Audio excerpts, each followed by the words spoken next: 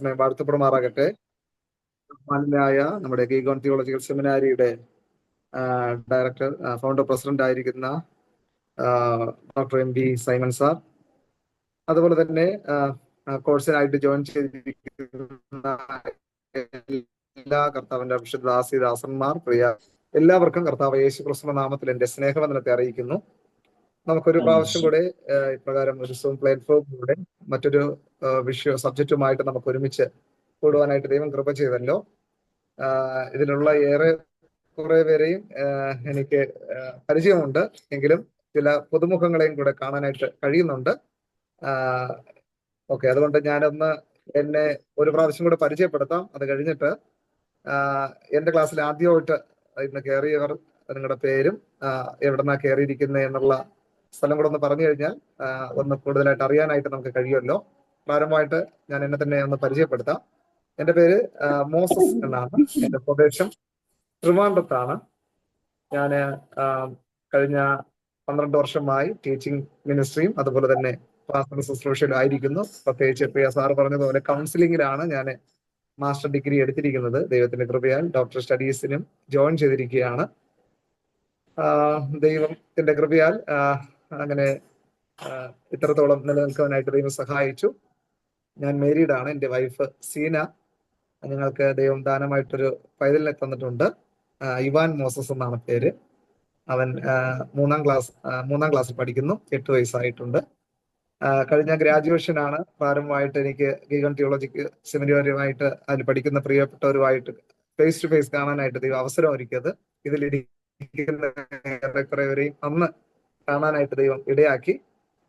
Okay, നിങ്ങൾ കണ്ടതുപോലെയല്ല, വളരെ യങ്ങായിരുന്നു എല്ലാവരും. ഓക്കെ, എനിക്ക് തോന്നുന്നു നമ്മുടെ ഒരു പാസ്റ്റർ ഉണ്ടല്ലോ, ഞാൻ പേര് പെട്ടെന്ന് ഓർക്കുന്നില്ല, എന്നെ കണ്ടിട്ട് ഇങ്ങനെ നോക്കി നിൽക്കുക. ഞാൻ പറഞ്ഞു നോക്കുന്ന ആള് ഞാൻ തന്നെ വരാൻ പറഞ്ഞു. എന്നിട്ടൊരു സാർ ഇച്ചിരി കൂടെ പ്രായം ഉണ്ടെന്നാ ചിന്തിച്ചു തന്നു.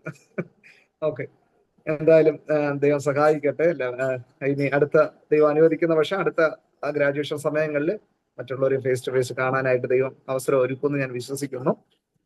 പ്രത്യേകിച്ച് ക്ലാസ്സിനായിട്ട് ജോയിൻ ചെയ്തിരിക്കുന്ന എല്ലാവരെയും ദൈവമായ കർത്താവ് ധാരാളമായിട്ട് അനുഗ്രഹിക്കട്ടെ. ഓക്കെ, അപ്പോ എന്റെ ക്ലാസ്സിൽ ആദ്യമായിട്ട്, ഇന്നിപ്പോ ഈ സബ്ജക്റ്റ് ആദ്യമായിട്ടാണ് നമ്മൾ തുടങ്ങുന്നത്, എങ്കിലും എന്നെ ആദ്യമായിട്ട് കാണുന്നവർ ആരെങ്കിലും ഉണ്ടെങ്കിൽ ഒന്ന് പരിചയപ്പെടുത്തി കഴിഞ്ഞാൽ, ചില മുഖങ്ങൾ എനിക്ക് കാണാനായിട്ട് കഴിയുന്നുണ്ട്, ഒന്ന് പരിചയപ്പെടുത്തി കഴിഞ്ഞാൽ വളരെ നന്നായിരിക്കും. ഓക്കെ, മുണ്ടക്കയത്തു നിന്നാണ്. പൊന്ന ടോമി, മുണ്ടക്കയ NDR എന്ന് പറയും. NDR IPCയിലെ സഭയിലെ വിശ്വാസികളാണ് ഞങ്ങൾ. ആദ്യമായിട്ടാണ് ഇങ്ങനെ പഠിക്കാൻ ഇടയായത്. വളരെ സന്തോഷമുണ്ട് കണ്ടതിലും പരിചയപ്പെട്ടതിലും ഒക്കെ. ഓക്കെ, ആയിക്കോട്ടെ. ഫാമിലി ആയിട്ട് പഠിക്കുന്ന തോന്നല്ലേ? അമ്മമ്മ ഉണ്ടെന്ന് തോന്നല്ലേ? ഞങ്ങൾ കണ്ടുവരുന്നു. ജസ്റ്റ് ഒന്ന് ഇങ്ങോട്ട് ക്യാമറ. ഓക്കെ, ഓക്കെ, ദൈവം സഹായിക്കട്ടെ. ഓക്കെ ഓക്കെ, അപ്പൊ ടീച്ചറിനെ ഇതിലേക്ക് സ്വാഗതം ചെയ്യുന്നു. ഓക്കെ സാറേ, ഞാൻ ലോറൻസ് എന്നാണ് പേര്. എന്റെ മിസ്സസ് ആണ് സുസമ മോസസ്. ഞാൻ സാറിനെ കാണുന്നത് നമ്മളെ ഗ്രാജുവേഷൻ സമയത്ത് സാറിനെ കണ്ടായിരുന്നു, പരിചയപ്പെട്ടായിരുന്നു. അപ്പം ഞാൻ പത്തനാപുരത്താണ് ജോയിൻ ചെയ്തിരിക്കുന്നത്. ഞങ്ങള് കുടുംബമായിട്ട് വചനം പഠിക്കുന്ന താല്പര്യത്തിൽ കാണപ്പെടുകയാണ്. Okay, thank you sir. ധാരാളമായിട്ട് സഹായിക്കട്ടെ. Okay, okay okay, Susan. Okay, പാസ്റ്ററെ, ഞാൻ കുവൈറ്റിൽ ജോയിൻ ചെയ്തിരിക്കുന്നത്. എന്റെ പേര് സൂസൻ ബിജു. കുവൈറ്റിൽ ഇപ്പൊ ആദ്യമായിട്ടാ പാസ്റ്റർ ക്ലാസ്സിലും ബൈബിൾ കോളേജിലും ഒക്കെ ആദ്യമായിട്ടാ. Okay, thank U. God bless U.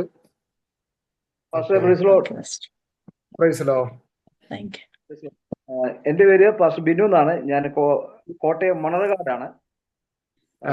IPC ശുശ്രൂഷകനാണ്. ഇതിന് കഴിഞ്ഞ ഗ്രാജുവേഷൻ MDU ചെയ്ത VP ജോൺ പാസ്റ്റർ മാതൃപാസ്റ്ററാണ്. Okay okay okay okay, every home crusade ശുശ്രൂഷൻ കൂടിയാണ്. എവരി ഹോം ക്രൂസൈഡ് വർക്ക് ചെയ്യുന്നുണ്ട്. Thank you. Okay, God bless you. സ്വതന്ത്രം പാസ്റ്ററെ, ഇത് praise the Lord. John Mathew Susan നാമ ഞങ്ങൾ രണ്ടുപേരുണ്ട് ഫാമിലി ആയിട്ട് കുവൈറ്റിൽ നിന്നാണ്. ഓക്കെ ആ പ്രൈസ് ദി ലോർഡ്. ഓക്കെ ദൈവം സഹായിക്കട്ടെ. ഏതായിരുന്നു? ഓക്കെ എന്റെ പേര് ജിജി ബിനു, കുവൈറ്റിൽ നിന്നാണ് ജോയിൻ ചെയ്യുന്ന പാസ്റ്റർ ക്ലാസ്സിൽ ആദ്യമാണ്. ഓക്കെ പ്രൈസ് ദി എന്റെ ലോർഡ്. പേര് സ്മിത ബിനു, ഞാൻ കുവൈറ്റിൽ നിന്നാണ്, പാസ്റ്റർ ക്ലാസ്സിൽ ആദ്യമായിട്ടാണ്. Okay okay praise the Lord, praise the Lord.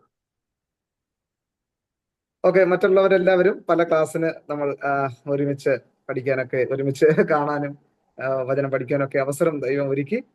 എല്ലാവരെയും ദൈവം ധാരാളമായിട്ട് അനുഗ്രഹിക്കട്ടെ. ഓക്കെ, നമുക്ക് ക്ലാസ്സിലേക്ക് പ്രവേശിക്കാം. നമ്മൾ ഈ സെമസ്റ്ററിൽ പഠിക്കാനായിട്ട് നമുക്ക് തന്നിരിക്കുന്ന സബ്ജക്റ്റ് എന്ന് പറയുന്നത് ക്രിസ്ത്യ വിദ്യാഭ്യാസം എന്നുള്ളതാണ്. ക്രിസ്ത്യൻ എഡ്യൂക്കേഷൻ എന്നതാണ് സബ്ജക്റ്റ്. ഞാൻ സ്ക്രീൻ കൂടെ ഷെയർ ചെയ്യാം എന്ന് വിശ്വസിക്കുന്നു.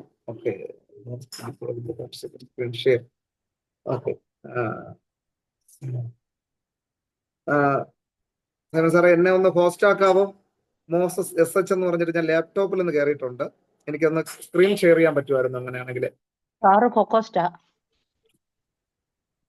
ഞാനാ? ഓക്കെ സാറിനെ ഞാൻ കോഹോസ്റ്റ് ആക്കിയിട്ടുണ്ട്. ഓക്കെ ഓക്കെ ആ ഓക്കെ, ഒരു മിനിറ്റ്.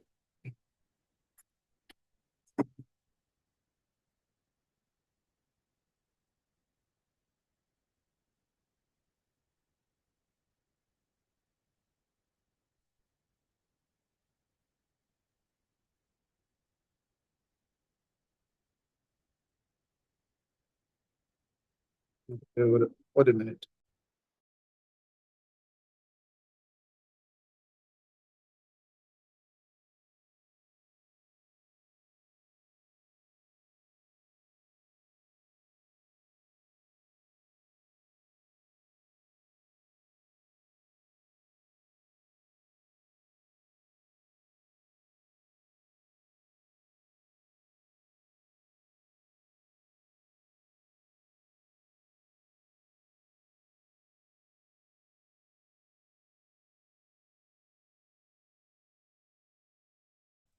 എന്തോ പറ്റി സാറ്?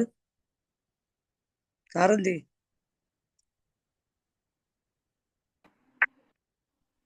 ഓക്കെ, ഞാൻ ലാപ്ടോപ്പിൽ നിന്ന് എനിക്ക് ഷെയർ ചെയ്യാൻ വേണ്ടി ഞാൻ നോക്കുമായിരുന്നു. പക്ഷെ ലാപ്ടോപ്പിൽ, അതായത് ഓക്കെ, അങ്ങോട്ട് ഇത് കയറാനായിട്ട് പറ്റുന്നില്ല.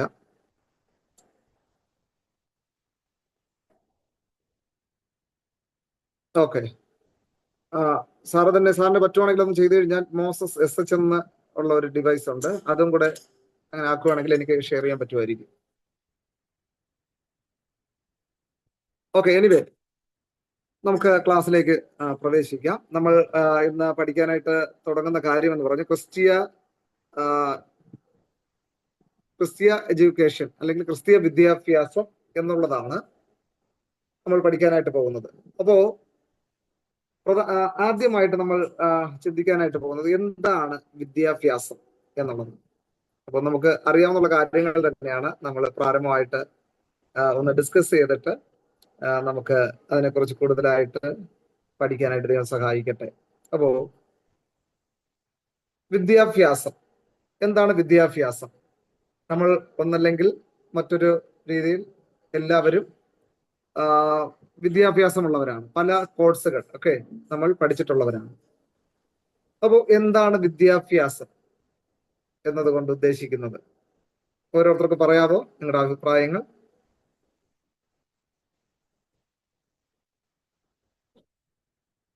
വിദ്യാഭ്യാസം എന്നതുകൊണ്ട് ഉദ്ദേശിക്കുന്നത്? അറിവ് നേടുക. ഓക്കെ, അറിവ് നേടുക. റൈറ്റ്. ഓരോ വിഷയങ്ങളെ കുറിച്ചുള്ള ജ്ഞാനം അത് സമ്പാദിക്കുക. ഓക്കെ, പല വിഷയങ്ങളെ കുറിച്ചുള്ള അറിവ് അല്ലെങ്കിൽ ജ്ഞാനം സമ്പാദിക്കുക എന്നുള്ളതാണ്. ഓക്കെ ഓക്കെ, അപ്പോ ഏതൊരു അറിവും നമ്മെ പുതിയ ഒന്നിലേക്ക് നയിക്കുന്നു, അല്ലേ? അപ്പോ വിദ്യാഭ്യാസം എന്ന് പറയുന്നത് ഒരു വ്യക്തിയുടെ ബുദ്ധിയെയും സ്വഭാവത്തെയും കഴിവുകൾ മനസ്സിലാക്കുക, അല്ലെങ്കിൽ കൂടുതലായിട്ട് മനസ്സിലാക്കി ആ വ്യക്തിയെ സമഗ്രമായി വ്യക്തിയുടെ കഴിവുകളെ വികസിപ്പിച്ചെടുക്കുന്ന ഒരു പരിശീലനമാണ്, അല്ലെങ്കിൽ ഒരു പഠന ശാഖയാണ് എഡ്യൂക്കേഷൻ അല്ലെങ്കിൽ വിദ്യാഭ്യാസം എന്നതുകൊണ്ട് ഉദ്ദേശിക്കുന്നത്. അപ്പോ ഈ വിദ്യാഭ്യാസം നമ്മൾ പഠിക്കുമ്പോൾ വിദ്യാഭ്യാസം എന്നതിന് ഇംഗ്ലീഷ് ഭാഷയിൽ എഡ്യൂക്കേഷൻ എന്നാണ് പറയുന്നത്. നമുക്ക് എല്ലാവർക്കും അറിയാവുന്ന കാര്യമാണ്. അപ്പോൾ ഈ എഡ്യൂക്കേഷൻ എന്ന വാക്ക് രൂപപ്പെട്ടത് ലാറ്റിൻ ഭാഷയിൽ നിന്നാണ്. എഡ്യൂക്കേഷൻ എന്ന വാക്ക് ലാറ്റിൻ ഭാഷയിലെ എഡ്യൂക്കെയർ എന്ന പദത്തിൽ നിന്നാണ് ഉടലെടുത്തത്. ഓക്കെ, അപ്പോൾ വിദ്യാഭ്യാസം എന്നതിന് ഇംഗ്ലീഷിൽ എഡ്യൂക്കേഷൻ എന്നാണ് പറയുന്നത്. എഡ്യൂക്കേഷൻ എന്ന വാക്ക് ലാറ്റിൻ ഭാഷയിൽ നിന്നുള്ള, അല്ലെങ്കിൽ ലാറ്റിൻ ഭാഷയിൽ എഡ്യൂക്കെയർ എന്ന ലാറ്റിൻ ഭാഷയിൽ നിന്ന് രൂപപ്പെട്ടതാണ്, ഉടലെടുത്തതാണ്. ഇതിന്റെ അർത്ഥം പുറത്തു കൊണ്ടുവരിക എന്നതാണ്. വിദ്യാർത്ഥികളിൽ അന്തർലീനമായിരിക്കുന്ന കഴിവുകളെയും വാസനകളെയും പുറത്തു കൊണ്ടുവരിക എന്നതാണ് വിദ്യാഭ്യാസം കൊണ്ട് ഉദ്ദേശിക്കുന്നത്. അപ്പോൾ അതാണ് വിദ്യാഭ്യാസത്തിന്റെ ഒരു ഡെഫിനിഷൻ എന്നുള്ളത്, അല്ലെങ്കിൽ നിർവചനം എന്നത് നമ്മൾ പറയുമ്പോൾ വിദ്യാർത്ഥികളിൽ അന്തർലീനമായിരിക്കുന്ന, അല്ലെങ്കിൽ ഒരു വ്യക്തിയിൽ അന്തർലീനമായിരിക്കുന്ന കഴിവുകളെയും വാസനകളെയും പുറത്തു കൊണ്ടുവരിക എന്നതാണ് വിദ്യാഭ്യാസം കൊണ്ട് ഉദ്ദേശിക്കുന്നത്. അപ്പോൾ അതിന്റെ മൂലഭാഷയിൽ എഡ്യൂക്കെയർ, പുറത്തു കൊണ്ടുവരിക, ബ്രിങ് ഔട്ട് ഫ്രം ഹിഡൻ എന്നാണ് അതിന്റെ ഇംഗ്ലീഷിൽ പറയുമ്പോൾ. അപ്പോ രണ്ട് തരത്തിലുള്ള വിദ്യാഭ്യാസം നമുക്ക് കാണാനായിട്ട് കഴിയുന്നു. ക്രിസ്തീയ വിദ്യാഭ്യാസവും മതേതര വിദ്യാഭ്യാസവും. അപ്പോൾ എന്താണ് ഇതിന്റെ തമ്മിലുള്ള വ്യത്യാസം? മതേതര വിദ്യാഭ്യാസം, ക്രിസ്തീയ വിദ്യാഭ്യാസം തമ്മിലുള്ള വ്യത്യാസം. മതേതര വിദ്യാഭ്യാസം എന്ന് പറയുമ്പോൾ സെക്യുലർ എഡ്യൂക്കേഷൻ, നമ്മൾ വ്യത്യസ്തമായിട്ടുള്ള വിഷയങ്ങൾ നമ്മൾ പഠിക്കും. പ്രിയ അമ്മ പറഞ്ഞതുപോലെ വ്യത്യസ്ത വിഷയങ്ങളെ കുറിച്ചുള്ള ഒരു ജ്ഞാനം, ഒരു പഠനമാണ്. അപ്പോൾ നമ്മൾ മലയാളം സബ്ജക്റ്റ് പഠിച്ചു, അതുപോലെ തന്നെ മറ്റ് ഇതര ലാംഗ്വേജ് നമ്മൾ സ്കൂളിൽ പഠിക്കുന്നുണ്ട്.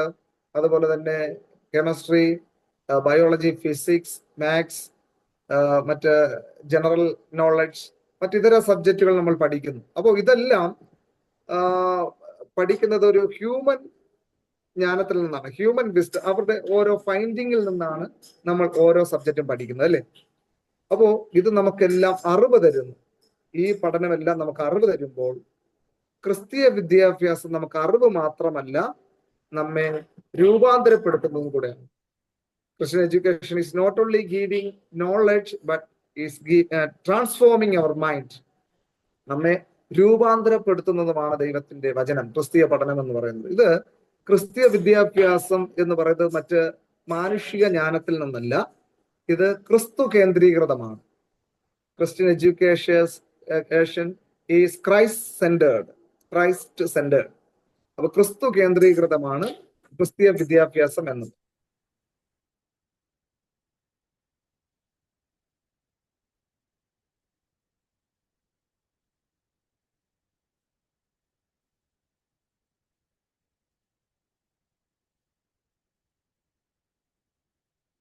ഓക്കെ, അപ്പോൾ ക്രിസ്തീയ വിദ്യാഭ്യാസം എന്നതുകൊണ്ട് ഉദ്ദേശിക്കുന്നത് ഇതിന്റെ കീ ടെസ്റ്റ് എന്ന് പറയുന്നത് വിശുദ്ധ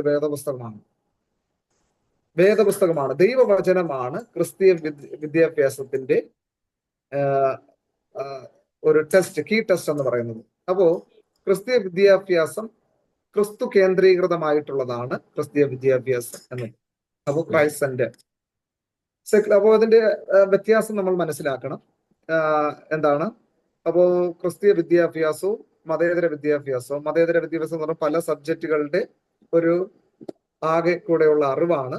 അതിനെയാണ് അതിൽ വ്യത്യസ്തമായിട്ടുള്ള അറിവുകൾ നമ്മൾ നേടുമ്പോൾ ക്രിസ്തീയ വിദ്യാഭ്യാസം നമുക്ക് അറിവ് മാത്രമല്ല, ജ്ഞാനവും നമുക്ക് രൂപാന്തരവും വരുത്തുന്നു എന്നുള്ളതാണ് നാം മനസ്സിലാക്കേണ്ടത്. അപ്പോ വിദ്യാഭ്യാസത്തിന്റെ ഡെഫിനിഷൻ നമ്മൾ മനസ്സിലാക്കണം. ഒരു വ്യക്തിയിൽ അന്തർലീനമായിരിക്കുന്ന കഴിവുകളെയും വാസനകളെയും അന്തർലീന കഴിവുകളെയും വാസനയും പുറത്തു കൊണ്ടുവരിക എന്നതാണ് പുറത്തു കൊണ്ടുവരികയാണ് വിദ്യാഭ്യാസം കൊണ്ട് ഉദ്ദേശിക്കുന്നത്. ഓക്കെ, അപ്പോൾ അത്രയും കാര്യങ്ങൾ നിങ്ങൾക്ക് മനസ്സിലായെന്ന് വിശ്വസിക്കുന്നു. നമുക്ക് അറിയാവുന്ന കാര്യങ്ങൾ തന്നെയാണ്, അത് ക്രമീകൃതമായിട്ട് നമ്മൾ പഠിക്കുന്നു എന്ന് മാത്രമേ ഉള്ളൂ. ഓക്കെ, നിങ്ങൾക്ക് ഇതിന് ഇടയ്ക്ക് എന്തെങ്കിലും സംശയം വരുവാണെങ്കിൽ തീർച്ചയായിട്ടും നിങ്ങൾ എന്നോട് പറയുകയും അത് നമുക്ക് സംശയ നിവാരണം വരുത്തി പോകാനായിട്ട് സഹായകമാകും. അപ്പോ ഇനി അടുത്തതായിട്ട് നമ്മൾ പഠിക്കുമ്പോൾ 2 തരത്തിലുള്ള വിദ്യാഭ്യാസം നമുക്ക് കാണാനായിട്ട് കഴിയുന്നു. Informal education and formal education.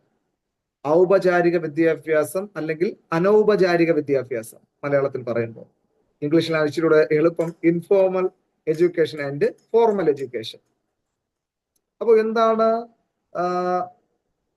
Informal education അല്ലെങ്കിൽ ഔപചാരികമായ വിദ്യാഭ്യാസം?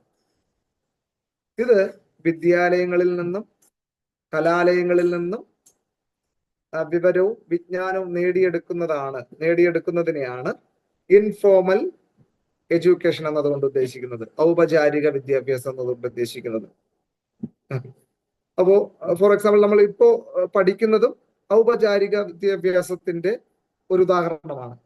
അപ്പോൾ ഒരാൾ സബ്ജക്റ്റിനെ കുറിച്ച് പറയുന്നു, മറ്റൊരു അത് കേട്ട് മനസ്സിലാക്കി ഗ്രഹിക്കുകയും ചെയ്യുന്നു എന്നുള്ളതാണ്. അപ്പോൾ ഇത് ഫോർ എക്സാമ്പിൾ സ്കൂൾ, കോളേജ്, മറ്റ് ഇതര സ്ഥാപനങ്ങളിൽ നിന്ന് നേടുന്ന അറിവിനെ ഔപചാരിക വിദ്യാഭ്യാസം അല്ലെങ്കിൽ ഇൻഫോർമൽ എഡ്യൂക്കേഷൻ എന്ന് പറയാം. അടുത്ത് അനൗപചാരിക വിദ്യാഭ്യാസം അല്ലെങ്കിൽ ഫോർമൽ എഡ്യൂക്കേഷൻ.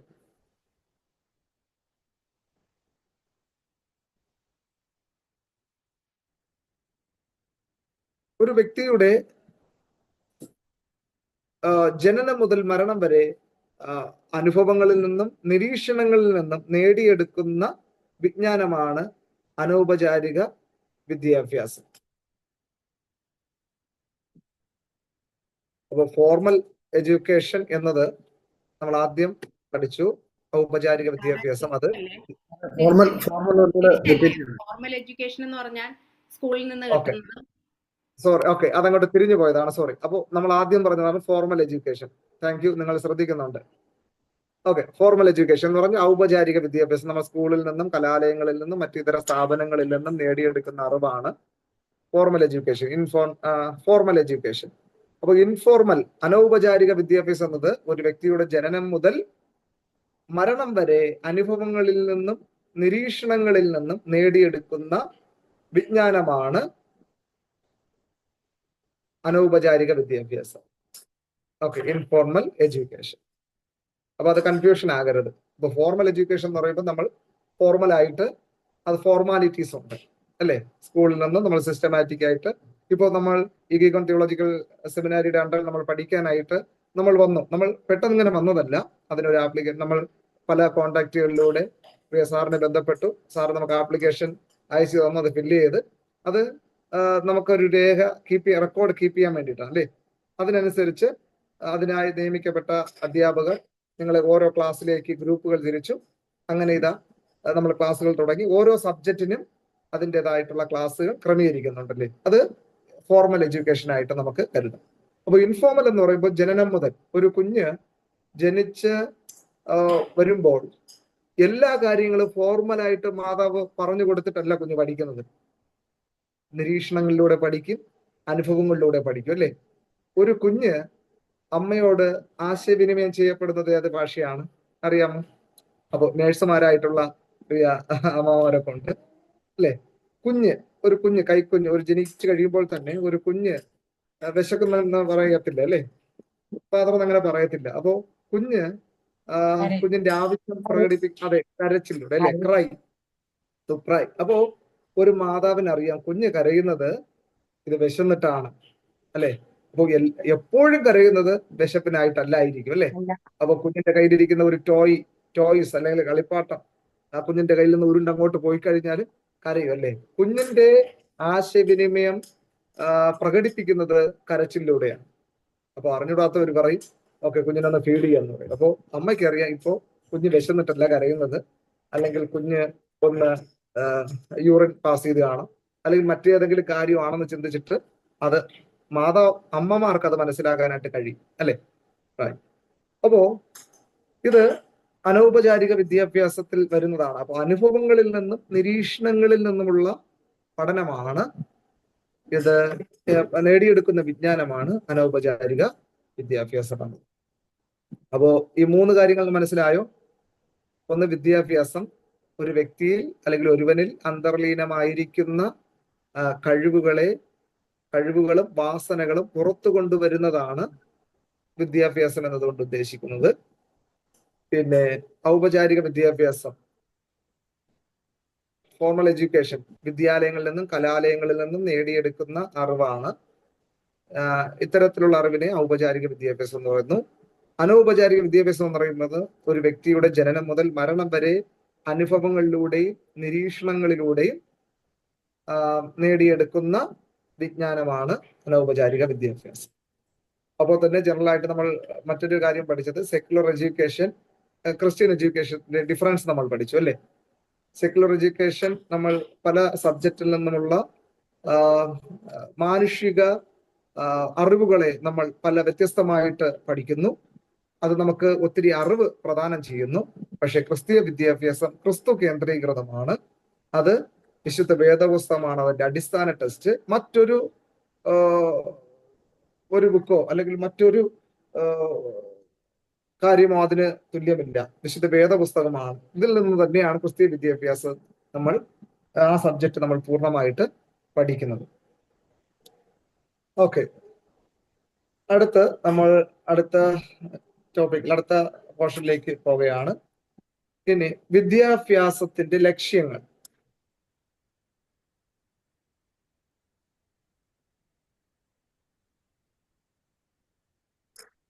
ഓക്കെ, അപ്പോ ഏതൊരു കാര്യത്തിനും അതിൻ്റെതായ ഒരു ലക്ഷ്യമുണ്ടല്ലേ?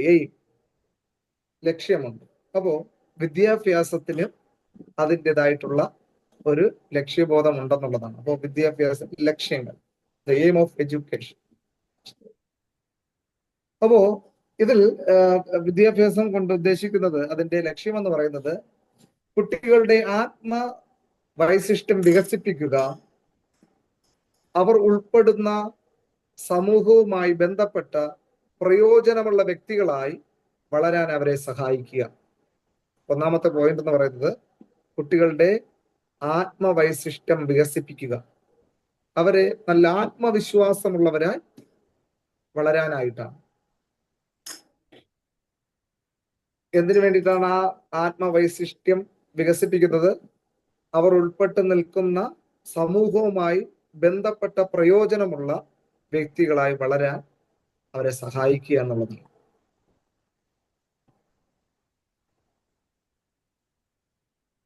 അടുത്തതായിട്ട് വിദ്യാഭ്യാസത്തിന്റെ ലക്ഷ്യം, മറ്റൊരു പോയിന്റ്, വ്യക്തികളെ സമൂഹത്തിന് ശക്തി കേന്ദ്രങ്ങളായി വളർത്തുക.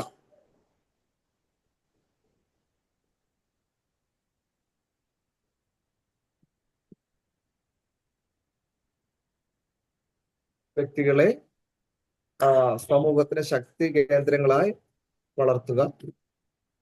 അടുത്ത പോയിന്റ്, ഉപജീവനത്തിന് സഹായമാകുന്ന തൊഴിൽ പരിശീലിപ്പിക്കുക.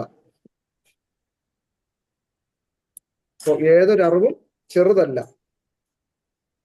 അല്ലെ? അപ്പോൾ എല്ലാ ജോലിക്കും അതിൻ്റെതായിട്ടുള്ള മാന്യതകളുണ്ട്. അപ്പോൾ ഒരു വ്യക്തിയെ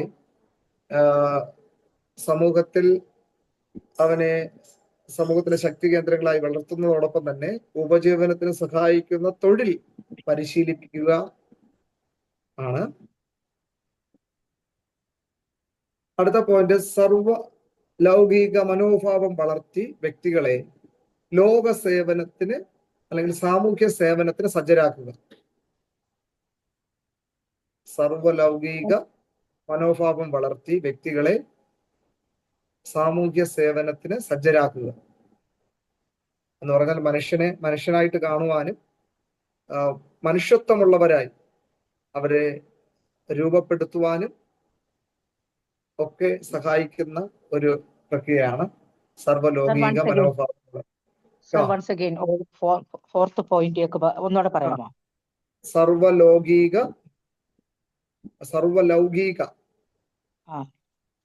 മനോഭാവം വളർത്തി വ്യക്തികളെ വ്യക്തികളെ സാമൂഹ്യ സേവനത്തിന് സജ്ജരാക്കുക.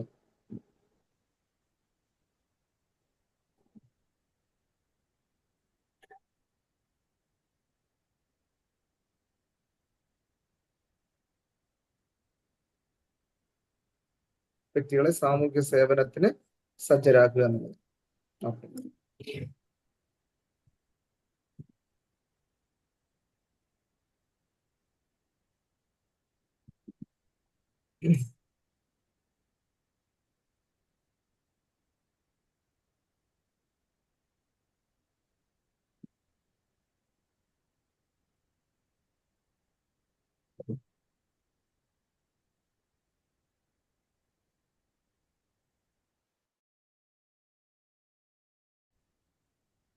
ഓക്കെ.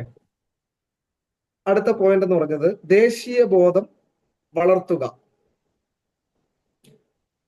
വിദ്യാഭ്യാസത്തിന്റെ ലക്ഷ്യങ്ങളാണ് നമ്മൾ ചിന്തിക്കുന്നത്. വ്യക്തികളിൽ ദേശീയ ബോധം വളർത്തുക തുടങ്ങിയവയാണ് വിദ്യാഭ്യാസത്തിന്റെ ലക്ഷ്യങ്ങൾ. അപ്പോ ഒന്ന്, കുട്ടികളുടെ ആത്മവൈശിഷ്ട്യം വികസിപ്പിക്കുക. രണ്ട്, അവർ ഉൾപ്പെടുന്ന സമൂഹവുമായി ബന്ധപ്പെട്ട് പ്രയോജനമുള്ള വ്യക്തികളായി വളരാൻ അവരെ സഹായിക്കുക. മൂന്നാമത്തെ പോയിന്റ് എന്ന് പറയുന്നത് വ്യക്തികളെ സമൂഹത്തിന് ശക്തി കേന്ദ്രങ്ങളായി വളർത്തുക. ഉപജീവനത്തിന് സഹായമാകുന്ന തൊഴിൽ മേഖലകൾ, തൊഴിൽ പരിശീലിപ്പിക്കുക. സർവലൗകിക മനോഭാവം വളർത്തി വ്യക്തികളെ സാമൂഹ്യ സേവനത്തിന് സജ്ജരാക്കുക. അവസാനമായിട്ട് ദേശീയ ബോധം വളർത്തുക തുടങ്ങിയവയാണ് വിദ്യാഭ്യാസത്തിന്റെ ലക്ഷ്യം. ഓക്കെ, ഇന്ന് നമ്മൾ ജനറൽ ആയിട്ടുള്ള ഒരു ആമുഖമാണ് വിദ്യാഭ്യാസത്തെ കുറിച്ച് നമ്മൾ പഠിക്കുന്നത്. ഓക്കെ, ഞാൻ പറയുന്ന അതുപോലെ എഴുതിയില്ലെങ്കിലും കുഴപ്പമില്ല, പക്ഷെ മെയിൻ പോയിന്റുകൾ നിങ്ങൾ വിടരുത്. എന്ന് പറഞ്ഞാൽ ഞാൻ അവസാനമായിട്ട് നിങ്ങൾക്ക് നോട്ട് ക്ലിയർ ആയിട്ട് തരുന്നതായിരിക്കും.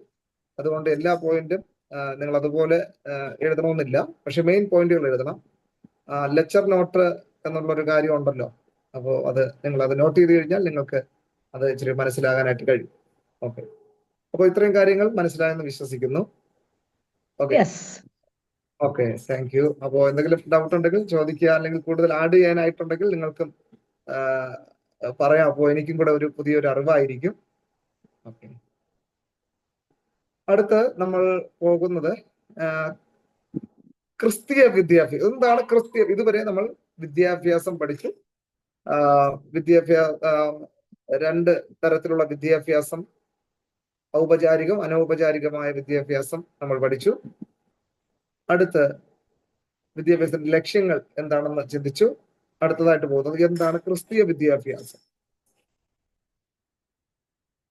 അപ്പൊ ക്രിസ്തീയ വിദ്യാഭ്യാസത്തിൽ ഒന്നാമത്തെ പോയിന്റ് നമ്മൾ മനസ്സിലാക്കിയിരിക്കുന്നത് ക്രിസ്തീയ വിദ്യാഭ്യാസം എന്നത് ക്രിസ്തു കേന്ദ്രീകൃതമാണ്. Okay, Christian education is rooted in Christ centred. ക്രിസ്തു കേന്ദ്രീകൃതമാണ്. അപ്പോൾ വ്യക്തികളിലെ കഴിവുകൾ പുറത്തു കൊണ്ടുവന്ന് ക്രിസ്തുവിന്റെ മനോഭാവത്തോടുകൂടി പ്രയോജനപ്പെടുത്താനുള്ള അഭ്യാസമാണ്, അല്ലെങ്കിൽ പരിശീലനമാണ് ക്രിസ്തീയ വിദ്യാഭ്യാസത്തിലൂടെ സംഭവിക്കുന്നത്.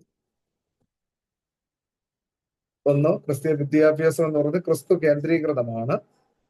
ഈ വിദ്യാഭ്യാസത്തിലൂടെ വ്യക്തികളിലെ കഴിവുകൾ പുറത്തു കൊണ്ടുവന്ന് ക്രിസ്തുവിന്റെ മനോഭാവത്തോടുകൂടി പ്രയോജനപ്പെടുത്താനുള്ള പരിശീലനമാണ് ക്രിസ്തീയ വിദ്യാഭ്യാസത്തിലൂടെ സംഭവിക്കുന്നത്. അപ്പോ ക്രിസ്തു കേന്ദ്രീകൃതം എന്ന് പറയുമ്പോൾ തന്നെ യേശു ക്രിസ്തുവാണ് നമുക്ക് റോൾ മോഡൽ, അല്ലേ? നമ്മൾ എന്ത് തന്നെ ചെയ്താലും ഇപ്പോ വ്യത്യസ്തമായ ശുശ്രൂഷകൾ വിശുദ്ധ വേദപുസ്തകത്തിൽ കാണാനായിട്ട് കഴിയുന്നു.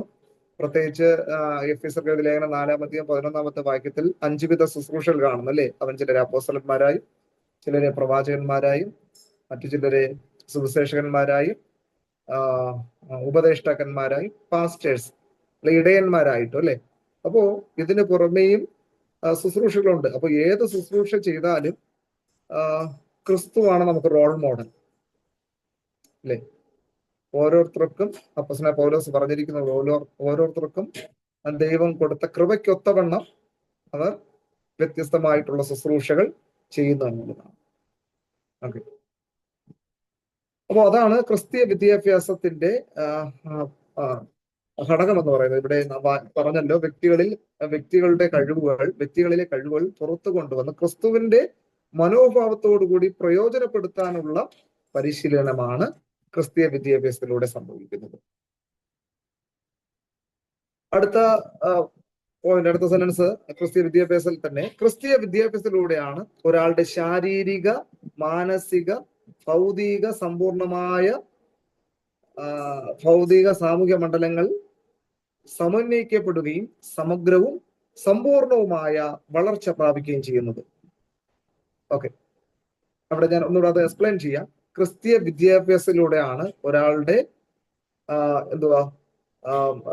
ശാരീരികമായിട്ടുള്ള വളർച്ച, മാനസികമായിട്ടുള്ള, ഭൗതിക, ആത്മീക, സാമൂഹികമായിട്ടുള്ള വളർച്ച ഒരുവനില് ഉണ്ടാകുന്നു. അതാണ് നമ്മൾ ആദ്യമേ പറഞ്ഞത്. ക്രിസ്തീയ വിദ്യാഭ്യാസം അറിവ് മാത്രം തരുന്നതല്ല, അറിവിനോടൊപ്പം മനുഷ്യനെ രൂപാന്തരപ്പെടുത്തുന്നതുമാണ്. അല്ലെ? വിശുദ്ധ വേദപുസ്തകത്തിൽ ഒരു വേദവാക്യം നമുക്ക് വായിക്കാം. ലൂക്കോസ് എഴുതിയ സുവിശേഷം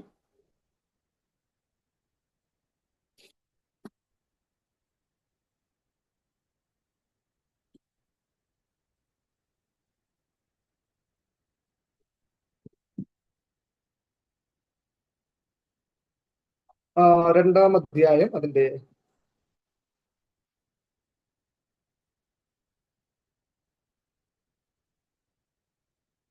52-ാമത്തെ വാക്യം. 40-ാമത്തെ വാക്യമുണ്ട്, 52-ാമത്തെ വാക്യമുണ്ട്. 2 വാക്യം. പൈതൽ വളർന്നു, ജ്ഞാനം നിറഞ്ഞു, ആത്മാവിൽ ബലപ്പെട്ടു പോന്നു, ദൈവകൃപയും അവന്റെ മേൽ ഉണ്ടായിരുന്നു. യേശുവ ജ്ഞാനത്തിലും വളർച്ചയിലും ദൈവത്തിന്റെയും മനുഷ്യരുടെയും കൃപയിലും മുതിർന്നു വന്നു. ഓക്കെ, അപ്പൊ ഇവിടെ ഈ വാക്യങ്ങൾ നമ്മെ ഓർപ്പിക്കുന്ന ഒരു കാര്യം എന്ന് പറയുന്നത്,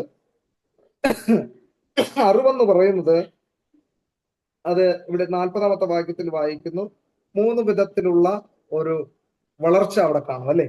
പൈതൽ വളർന്നു, ഫിസിക്കൽ ഗ്രോത്ത്, ജ്ഞാനം നിറഞ്ഞു, ഇന്റലക്ച്വൽ ഗ്രോത്ത്, ആത്മാവിൽ ബലപ്പെട്ടു, അല്ലെ, സ്പിരിച്വൽ ഗ്രോത്ത്. അപ്പോൾ ഒരു വ്യക്തിയിൽ ഈ 3 തരത്തിലുള്ള വളർച്ച വളരെ അനിവാര്യമാണ്.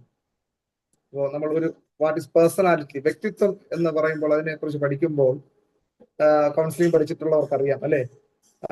ബോഡി, സ്പിരിറ്റ് ആൻഡ് സോൾ, അല്ലെ? ദേഹം, ദേഹി, ആത്മാവ്, ഇത് 3 അടങ്ങിയതാണ് വ്യക്തിത്വം, അല്ലെ? Body, spirit and soul. അപ്പോ ഒരു വ്യക്തി എന്ന് പറയുമ്പോൾ ഈ 3 ഘടകങ്ങളും ഉണ്ടാകണം, അല്ലെ?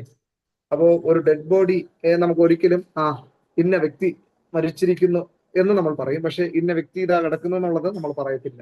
അപ്പോൾ ആ വ്യക്തിയിൽ ചലനമറ്റ ശരീരമാണ്. അപ്പോ ഒരു വ്യക്തിത്വം എന്ന് പറയുന്നത് ബോഡി, സ്പിരിറ്റ് ആൻഡ് സോൾ എന്നതാണ്. അതുപോലെ ഇവിടെ ലൂക്കോസ് സുവിശേഷം നമ്മൾ വായിച്ചു, പൈതൽ വളർന്നു, ജ്ഞാനം നിറഞ്ഞു, ആത്മാവിൽ ബലപ്പെട്ടു, ദൈവകൃപ അവന്റെ മേൽ ഉണ്ടായിരുന്നു. അപ്പോ ഒരു വ്യക്തിയിൽ ശാരീരിക വളർച്ച വളരെ ആവശ്യമാണ്. അതോടൊപ്പം തന്നെ ശരീരം വളരുന്നതോടൊപ്പം തന്നെ ഇന്റലക്ച്വൽ അല്ലെങ്കിൽ ബുദ്ധിപരമായിട്ടുള്ള വളർച്ചയും ആവശ്യമാണ്, അല്ലയോ?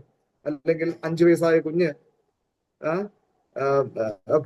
25 വയസ്സായിട്ടുള്ള ഒരു യുവാവ് 5 വയസ്സ് കുട്ടിയുടെ പ്രകൃതം കാണിച്ചുകൊണ്ടിരുന്നു കഴിഞ്ഞാൽ, അല്ലേ, ആൾക്കാർ പറയും, അയ്യോ നല്ലൊരു സ്മാർട്ട് ബോയ് ആണ്, പക്ഷേ അവൻ എന്തോ മാനസികമായിട്ടുള്ള പ്രയാസങ്ങൾ ഉണ്ടെന്ന് പറയും. അതുപോലെ തന്നെ 5 വയസ്സായ കുട്ടി 25 വയസ്സുകാരന്റെ ഷർട്ടൊക്കെ ഇട്ടുകൊണ്ട് നടന്നാലോ, അല്ലെ? അപ്പൊ അതാണ് ഒരു ഇന്റലക്ച്വൽ ഗ്രോത്ത് അല്ലെങ്കിൽ ബുദ്ധിപരമായിട്ടുള്ള വളർച്ച എന്ന് പറയുന്നത്. അപ്പോൾ ഇത് രണ്ടിനും മാതാപിതാക്കൾ ഇന്ന് പ്രാധാന്യം കൊടുക്കുന്നു. പക്ഷെ അറിഞ്ഞോ അറിയാതെ പോകുന്ന ഒരു കാര്യമാണ് സ്പിരിച്വൽ ഗ്രോത്ത്. പക്ഷേ ക്രിസ്തീയ വിദ്യാഭ്യാസം നമ്മൾ അതിന്റെ ചരിത്രം പഠിക്കും. ക്രിസ്തീയ വിദ്യാഭ്യാസത്തിന്റെ ചരിത്രം നമ്മൾ പഠിക്കും. യഹൂദ വിദ്യാഭ്യാസം എങ്ങനെയാണ് ആരംഭിച്ചതും എന്തിനു വേണ്ടിയിട്ടാണ് ആരംഭിച്ചതും അതിന്റെ ഉദ്ദേശം ഒക്കെ നമ്മൾ അടുത്ത ക്ലാസ്സുകളിൽ നമ്മൾ പഠിക്കും. അപ്പോൾ അത് പഠിക്കുമ്പോൾ ദൈവത്തെ കൂടുതൽ അറിയുവാനും മറ്റു വ്യക്തികളുമായിട്ട് നല്ല വ്യക്തിത്വം പുലർത്തുക എന്ന ഒറ്റ ഉദ്ദേശത്തോടു കൂടിയാണ് വിദ്യാഭ്യാസം എന്ന ആ ഒരു കാര്യം ആരംഭിച്ചത്. പക്ഷേ ഇന്ന് വിദ്യാഭ്യാസം നേട്ടങ്ങൾ നേടിയെടുക്കുന്നതിന് വേണ്ടിയിട്ടുള്ള ഒരു നെട്ടോട്ടമായ ഒരു മത്സരം, ഒരു കോമ്പറ്റീഷനായി അല്ലേ? ഇന്ന് വിദ്യാഭ്യാസം ഒരു കോമ്പറ്റീഷൻ മേഖലയിലാണ്. അപ്പോൾ തന്നെ അറിഞ്ഞോ അറിയാതെ പോകുന്ന ഒരു കാര്യമാണ് പരസ്പരം സ്നേഹിക്കാനോ അയൽവാസികളെ ഒന്നും അറിയാനായിട്ട് കഴിയുന്നില്ല. ഒരു ദേവദാസൻ പ്രസംഗിച്ചപ്പോൾ പറഞ്ഞതാണ്, മനുഷ്യന് ചന്ദ്രനിലേക്ക് പോകേണ്ട വഴി അറിയാം, പക്ഷെ അയൽവാസിയായ ചന്ദ്രന്റെ വീട്ടിലേക്ക് പോകേണ്ട വഴി അറിഞ്ഞൂടാ. ഒരാൾ വന്ന് ചോദിക്കുകയാണ് ചന്ദ്രന്റെ വീട് ചോദിച്ചാൽ അറിയത്തില്ല, പക്ഷെ ചന്ദ്രനിലേക്ക് ഉള്ള വഴി അറിയാം. പക്ഷെ ഞാനും അത് ചിന്തിച്ചു അല്ലെ, നമുക്ക് അപ്പോഴും ഞാനും ചിരിച്ചുവെങ്കിലും ശരിയാണ്. നമുക്ക് അടുത്ത വീട്ടിൽ നമ്മുടെ അയൽവക്കനായ ചന്ദ്രനങ്ങളുടെ വീട് അറിയത്തില്ല, പക്ഷെ ചന്ദ്രനിലേക്ക് പോകേണ്ട വഴി അറിയാം അല്ലേ? നമുക്ക് ഫ്രണ്ട്സ് ഉണ്ടല്ലേ, 100, 150, 500, 600 ഫ്രണ്ട്സ് ഉണ്ട്. നമ്മൾ നോക്കിക്കഴിഞ്ഞാൽ ഫ്രണ്ട്സ് ലിസ്റ്റ് ഒക്കെ കൂടുതലാണ്. പക്ഷെ മ്യൂച്വൽ ഫ്രണ്ട്സ് എത്ര പേരുണ്ടെന്ന് നോക്കിയാൽ എന്ന് പറഞ്ഞാൽ നമ്മുടെ ഫ്രണ്ട്സ് അമേരിക്കയിലും ഉഗാണ്ടയിലും അങ്ങ് സ്വിറ്റ്സർലാൻഡിലും ഒക്കെ ആയിരിക്കും. അവർക്ക് നമ്മെ അറിഞ്ഞൂടാ, നമുക്ക് അവരെ അറിഞ്ഞൂടാ. പ്രൊഫൈലിൽ കാണുന്ന ഇപ്പൊ AI ഉള്ളത് കൊണ്ട് നല്ല ബ്യൂട്ടിഫുൾ ഫോട്ടോ ആയിരിക്കും അല്ലേ? പക്ഷെ ഭാഗ്യം, എന്നെ നേരെ കണ്ടപ്പോൾ ഇച്ചിരി ഇവിടെ യങ്ങായിട്ട് തോന്നിയെന്ന് പലരും പറഞ്ഞു. സന്തോഷിക്കുന്നു. ഓക്കെ, അപ്പൊ ഞാനും അങ്ങനെ തന്നെ. ചിലര് നല്ല പ്രായമായിരിക്കും എന്ന് ചോദിച്ചു, പക്ഷെ അവര് എല്ലാവരും ഓക്കെ ആണ്. ഓക്കെ എന്ന് പറഞ്ഞാൽ അങ്ങനെ വിദ്യാഭ്യാസത്തിന്റെ ആ ഒരു കാര്യമാണ് ഇന്ന് ചെയ്തുകൊണ്ടിരിക്കുമ്പോൾ നമ്മൾ മനസ്സിലാക്കേണ്ടത്. വിദ്യാഭ്യാസം അത്രത്തോളം കോമ്പറ്റീറ്റീവായി അല്ലെങ്കിൽ ഒരു മത്സര ഭാവത്തോടുകൂടെ വളർന്നു കഴിഞ്ഞു എന്നുള്ളതാണ്. പക്ഷേ അതിന്റെ യഥാർത്ഥ ലക്ഷ്യം നമ്മൾ എന്ത് ചെയ്യുന്നു, മറന്നു പോകുന്നു എന്നുള്ളതാണ്. അപ്പോ ഒരു വ്യക്തിയിൽ പൂർണ്ണമായ വളർച്ച പ്രാപിക്കണമെങ്കിൽ 3 തരത്തിലുള്ള വളർച്ച വളരെ അനിവാര്യമാണ് എന്നുള്ളത് മനസ്സിലാക്കണം. ശാരീരികമായിട്ടുള്ള വളർച്ച അനിവാര്യമാണ്, ബുദ്ധിപരമായിട്ടുള്ള വളർച്ച അനിവാര്യമാണ്, അതിനേക്കാൾ പ്രധാനമാണ് ആത്മീയമായ പക്വത അല്ലെ, ആത്മീയമായ വളർച്ച എന്ന് ഇതുകൊണ്ട് ഉദ്ദേശിക്കുന്നത്. അപ്പോ എന്താണ് ക്രിസ്ത്യ വിദ്യാഭ്യാസം? വ്യക്തികളിലെ കഴിവുകൾ പുറത്തു കൊണ്ടുവന്ന് ക്രിസ്തുവിന്റെ മനോഭാവത്തോടുകൂടി പ്രയോജനപ്പെടുത്താനുള്ള അഭ്യസനമാണ് അല്ലെങ്കിൽ പരിശീലനമാണ് ക്രിസ്തീയ വിദ്യാഭ്യാസത്തിലൂടെ സംഭവിക്കുന്നത്. ക്രിസ്തീയ വിദ്യാഭ്യാസത്തിലൂടെയാണ് ഒരാളുടെ ശാരീരിക, മാനസിക, ഭൗതിക, ആത്മീക, സാമൂഹ്യ മണ്ഡലങ്ങൾ സമന്വയിക്കപ്പെടുകയും സമഗ്രവും സമ്പൂർണവുമായ വളർച്ച പ്രാപിക്കുകയും ചെയ്യുന്നത്.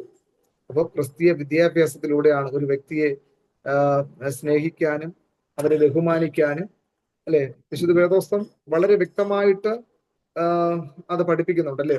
പ്രത്യേകിച്ച് യഹൂദന്മാരുടെ അല്ലെങ്കിൽ ജൂയിഷ് പ്രയർ ആവർത്തന പുസ്തകം 6-ാം അധ്യായം നമ്മൾ പഠിക്കുമ്പോൾ അതിന്റെ 4-ാമത്തെ വാക്യം മുതൽ വായിക്കുമ്പോൾ നമുക്ക് വളരെ വ്യക്തമായിട്ട് കാണാനായിട്ട് കഴിയുന്നു, നിന്റെ ദൈവമായ യഹോവയായ ദൈവം ഏകൻ തന്നെ, അല്ലെങ്കിൽ ഇസ്രായേൽ കേൾക്ക, നിന്റെ ദൈവമായ യഹോവ ഏകൻ തന്നെ. ഓക്കെ, അത് ഒന്ന് വായിക്കാമോ? ആവർത്തന പുസ്തകം ഡ്യൂട്രോണമി ചാപ്റ്റർ 6:4-9.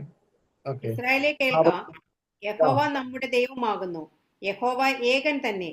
നിന്റെ ദൈവമായ യഹോവയെ നീ പൂർണ്ണ ഹൃദയത്തോടും പൂർണ്ണ മനസ്സോടും പൂർണ്ണ ശക്തിയോടും കൂടെ സ്നേഹിക്കണം. ഇന്ന് ഞാൻ നിന്നോട് കൽപ്പിക്കുന്ന ഈ വചനങ്ങൾ നിന്റെ ഹൃദയത്തിൽ ഇരിക്കണം. നീ അവയെ നിന്റെ മക്കൾക്ക് ഉപദേശിച്ചു കൊടുക്കുകയും നീ വീട്ടിലിരിക്കുമ്പോഴും വഴി നടക്കുമ്പോഴും കിടക്കുമ്പോഴും എഴുന്നേൽക്കുമ്പോഴും അവയെക്കുറിച്ച് സംസാരിക്കുകയും വേണം. അവയെ അടയാളമായി നിന്റെ കയ്യിൽ കെട്ടിക്കൊള്ളണം.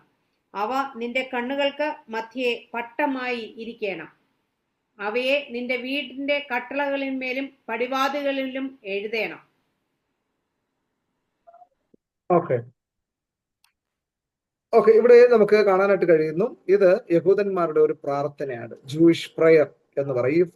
ഈ ഭാഗം ഡ്യൂട്രോണമി, ഈ ആവർത്തന പുസ്തകം 6-ാം അധ്യായം അതിന്റെ 4 മുതൽ 9 വരെയുള്ള വാക്യങ്ങൾ നിങ്ങൾക്കത് മെമ്മറൈസ് ചെയ്യാൻ പറ്റുവാണെങ്കിൽ നല്ലതാണ്. യഹൂദന്മാരുടെ ഒരു പ്രാർത്ഥനയാണ്, ദിഷേമ എന്നറിയപ്പെടും.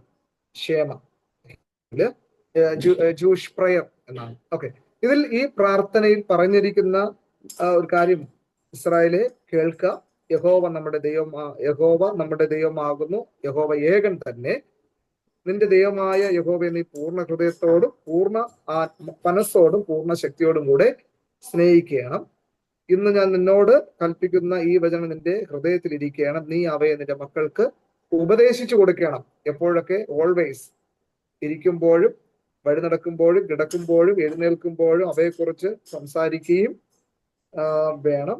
അവയെ നിന്റെ കൈമേൽ കെട്ടണം, അവ നിന്റെ കണ്ണുകൾക്ക് മീതെ പട്ടമായിരിക്കണം. അവയെ നിന്റെ വീടുകളിലും കട്ടളിന്മേലും പടിവാതിലിന്മേലും എഴുതണം. അപ്പോ നമ്മൾ മിക്ക ഭവനങ്ങളിലും നമ്മുടെ മതിലുകളിൽ അല്ലെങ്കിൽ ഭവനങ്ങളുടെ ചുവരുകളിൽ ദൈവവചനം എഴുതി വെക്കും അല്ലേ? പ്രത്യേകിച്ച് പുറത്ത് ആൾക്കാരൊക്കെ നടന്നു പോകുന്ന സ്ഥലമാണെങ്കിൽ ഈ വചനം അവർ വായിക്കാനായിട്ട് ഇടയാകും. അപ്പോൾ എന്റെ കുട്ടിക്കാലത്തൊക്കെ ഞാൻ ശ്രദ്ധിച്ചിട്ടുണ്ട്. Hello, okay. കുട്ടിക്കാലത്ത് ഞാൻ ശ്രദ്ധിച്ചിട്ടുണ്ട് ഈ ദൈവത്തിന്റെ വചനങ്ങൾ ഇങ്ങനെ ചുവരിലൊക്കെ എഴുതി. ചിലരൊക്കെ നന്നായിട്ട് അത് സൂക്ഷിക്കും.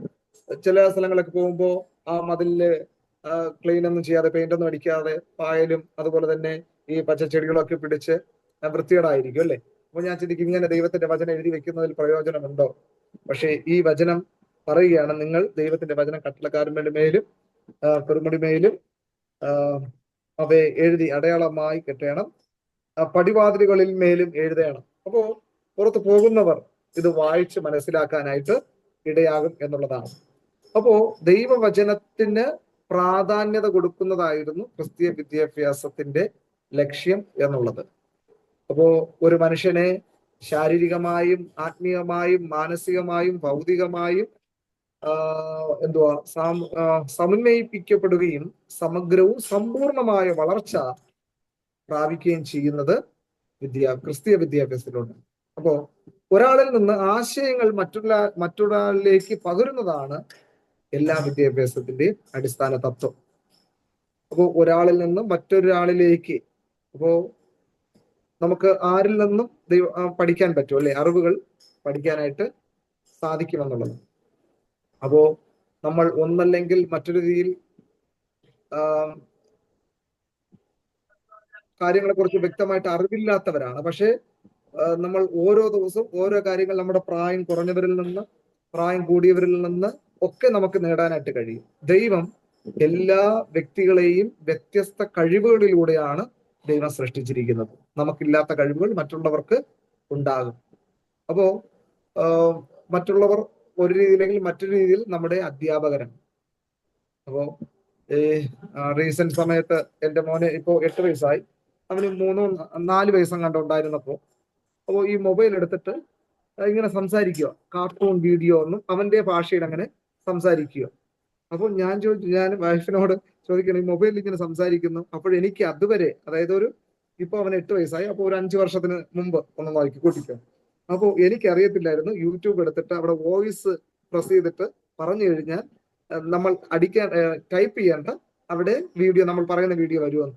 അപ്പോൾ നമ്മുടെ കസിന്മാരോ അവന്റെ കസിൻ ആരൊക്കെ പറയുന്ന കേട്ടിട്ട് ഇങ്ങനെ ചെയ്യാം, യൂട്യൂബ് വീഡിയോ എന്ന് പറഞ്ഞിട്ട് അങ്ങനെ പറയുക. അപ്പൊ ഞാൻ ആ അറിവ് നേടിയത് എന്റെ 4-5 വയസ്സായ കുഞ്ഞിൽ നിന്നാണ് അല്ലെ. ഞാൻ അവനെ കളിയാക്കിയിട്ട് വൈഫിനോട് അവൻ എന്തോ ഫോണോ നോക്കി സംസാരിക്കുക. അപ്പൊ നിങ്ങൾക്ക് അറിഞ്ഞൂടാത്തതുകൊണ്ടാണ് അവൻ പറയുന്ന കാർട്ടൂൺ വീഡിയോ ഒക്കെയാണ് കറക്റ്റ് അവിടെ വന്നു എന്നുള്ളതാണ്. അപ്പോ ആ അറിവ് ഞാൻ എന്റെ മോനിൽ നിന്ന് നേടി അല്ലെ. അപ്പോ പല അറിവുകളും ഇപ്പോ ജനിച്ചു വീഴുന്ന കുഞ്ഞുങ്ങൾക്ക് പോലും കീപാഡ് സെറ്റ് വേണ്ടേ അല്ലേ? അവർക്ക് ആൻഡ്രോയിഡിന്റെ മൊബൈലോ ടച്ച് മൊബൈലോ മതി. അല്ലെങ്കിൽ അത് മാറ്റി നമ്മൾ കൊടുത്തു കഴിഞ്ഞാൽ അവർക്കറിയാം, അവർ തൊട്ടുപോലും അങ്ങനെ എടുക്കുന്ന പേടത്ത് അങ്ങ് വീശി അറിയും അല്ലേ. അപ്പോൾ നമ്മൾ ആ മൊബൈലൊക്കെ യൂസ് ചെയ്യാൻ തുടങ്ങിയത് ഇപ്പോൾ ഒരു 10-15 വർഷം കൊണ്ടാണ്. അപ്പൊ നമ്മുടെ ഇപ്പം ജനിച്ചു വീഴുന്ന കുഞ്ഞുങ്ങൾ അവർക്ക് തന്നെ അതറിയാം എങ്ങനെ ഉപയോഗിക്കണമെന്ന്. അപ്പോ വ്യത്യസ്തമായ അറിവുകൾ, കഴിവുകൾ ഒരാളിൽ നിന്നല്ലെങ്കിൽ ഒരാളിൽ നിന്ന് ആശയങ്ങൾ മറ്റൊരാളിലേക്ക് പകരുന്നതാണ് എല്ലാ വിദ്യാഭ്യാസത്തിന്റെയും അടിസ്ഥാന തത്വം എന്നുള്ളത്.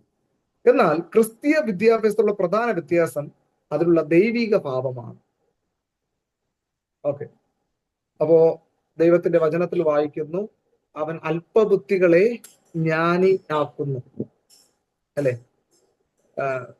നമുക്കറിയാം, നമ്മൾ പല പ്രസംഗങ്ങളും സാക്ഷ്യങ്ങൾ കേട്ടിട്ടുണ്ട് അല്ലെ. ഒത്തിരി പ്രായമായിട്ടുള്ള ദേവദാസന്മാർ സ്കൂളിന്റെ വരാന്ത പോലും കണ്ടിട്ടില്ലാത്ത, എന്ന് പറഞ്ഞാൽ സ്കൂളിൽ പോയിട്ടില്ല, അതിനുള്ള സാഹചര്യം ഇല്ലായിരുന്ന ദേവദാസന്മാർ പക്ഷേ അവർ ദൈവവചനം പ്രസംഗിക്കുന്നത് വളരെ മേത്തരമായി ക്രമീകൃതമായി ബൈബിൾ കോളേജിൽ പഠിച്ചതിനേക്കാൾ പ്രസംഗിക്കുന്നവരെക്കാൾ നല്ല രീതിയിൽ പ്രസംഗിച്ച് അവരുടെ പ്രസംഗത്തിൽ അനേകർ സൗഖ്യമാകുകയും ഭൂതങ്ങൾ അലറി ഓടുന്നതൊക്കെ നമ്മൾ കേട്ടിട്ടുണ്ട്. അവരുടെ സാക്ഷ്യങ്ങൾ നമ്മൾ കേട്ടിട്ടുണ്ട് അല്ലേ? അപ്പോ ഒരു ദേവദാസൻ 2ാം ക്ലാസ് മാത്രം പഠിച്ചു, താൻ അമേരിക്കയിൽ പോയിട്ട് ദൈവം ഭാഷയുടെ ജ്ഞാനം കൊടുത്തു, ഇംഗ്ലീഷ് ഭാഷയിൽ അവിടെ സംസാരിച്ച് അനേക രക്ഷിക്കപ്പെട്ട സാക്ഷ്യവും ഞാൻ കേട്ടിട്ടുണ്ട്. അപ്പോ ദൈവം അല്പബുദ്ധികളെ ജ്ഞാനിയാക്കും അല്ലെ? അതാ ദൈവവചനം പറയുന്ന യഹോവ ഭക്തി ജ്ഞാനത്തിന്റെ ആരംഭമാകുന്നു. അപ്പോ ജ്ഞാനികളെ ലജ്ജിപ്പിക്കുവാൻ തക്കവണ്ണം ദൈവം ലോകത്തിൽ ഭോഷത്വമായി തിരഞ്ഞെടുത്തു. അപ്പോ ഈ സെക്യുലർ ആയിട്ട് ഒരു ജോബ് വേണമെങ്കിൽ, അപ്പോൾ നമ്മൾ പലരും ജോലി ചെയ്തിട്ടുള്ളവരാണ്, ജോലി ചെയ്തുകൊണ്ടിരിക്കുന്നവരാണ് അല്ലയോ? അപ്പോൾ നമ്മുടെ കഴിവുകൾ അനുസരിച്ചാണ് ആ ഓഫീസുകൾ നമ്മുടെ ബയോഡേറ്റ പരിശോധിച്ചു, വീണ്ടും നമ്മുടെ കഴിവിന് എൻട്രൻസ് നടത്തി, വീണ്ടും ടെസ്റ്റുകൾ എഴുതി അല്ലേ? അങ്ങനെയൊക്കെയാണ് തിരഞ്ഞെടുക്കുന്നത്. പക്ഷേ ദൈവം തൻ്റെ ഒരുവനെ ആവശ്യമുണ്ടെന്ന് ദൈവത്തിന് മനസ്സിലായി കഴിഞ്ഞാൽ ആ വ്യക്തിയുടെ കഴിവ് നോക്കിയിട്ടല്ല, യോഗ്യത നോക്കിയിട്ടല്ല തിരഞ്ഞെടുക്കുന്നത്. ദൈവം തിരഞ്ഞെടുത്ത് അവനെ യോഗ്യതയുള്ളവനാക്കി തീർക്കുന്നു എന്നുള്ളതാണ്. ആമേൻ. അപ്പോ ദൈവം തിരഞ്ഞെടുക്കും അല്ലേ? അതാ വിളിക്കപ്പെട്ടവർ അനേകർ, തിരഞ്ഞെടുക്കപ്പെട്ടവരും ചുരുക്കൻ. Many are called one but few are selected. അപ്പോ ദൈവം ഒരുവനെ തിരഞ്ഞെടുത്തിട്ട് അവനെ യോഗ്യനാക്കി തീർക്കുന്നു എന്നുള്ളതാണ്. അപ്പോ എൻ്റെ അനുഭവം പറയുകയാണെങ്കിൽ അങ്ങനെ തന്നെയാണ്. എൻ്റെ കഴിവോ എൻ്റെ മിടുക്കോ ഒന്നുമില്ല. ദൈവത്തിന് വേണ്ടി ഹൃദയം സമർപ്പിക്കുകയും അതിനുവേണ്ടി ദൈവത്തിന് വേണ്ടി സമർപ്പിക്കുകയൊക്കെ ചെയ്തപ്പോൾ ദൈവം തന്ന അറിവുകളാണ്, ജ്ഞാനമാണ് എന്നുള്ളതാണ്. അപ്പോൾ നമുക്ക് നമ്മുടെ സാക്ഷി അത് തന്നെയാണ്, ദൈവത്തിന്റെ കൃപയാണ്.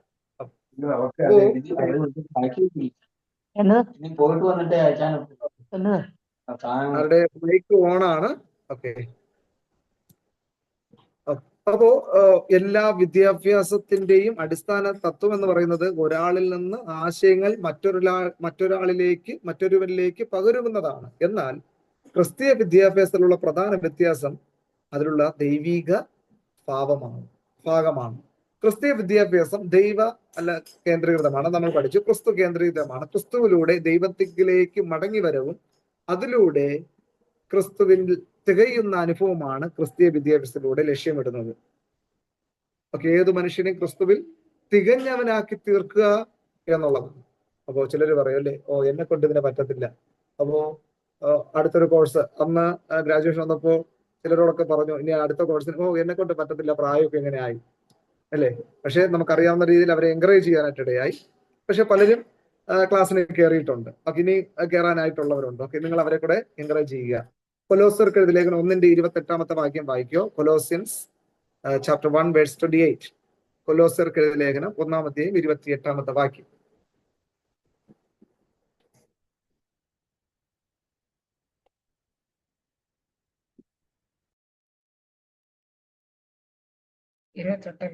അവനെ ഞങ്ങൾ അറിയുന്നതിൽ ഏതു മനുഷ്യനെയും ക്രിസ്തുവിൽ തികഞ്ഞവനായി നിർത്തേണ്ടതിന് ഏത് മനുഷ്യനെയും പ്രബോധിപ്പിക്കുകയും ഏത് മനുഷ്യനോടും സകല ജ്ഞാനത്തോടും കൂടെ ഉപദേശിക്കുകയും ചെയ്യുന്നു.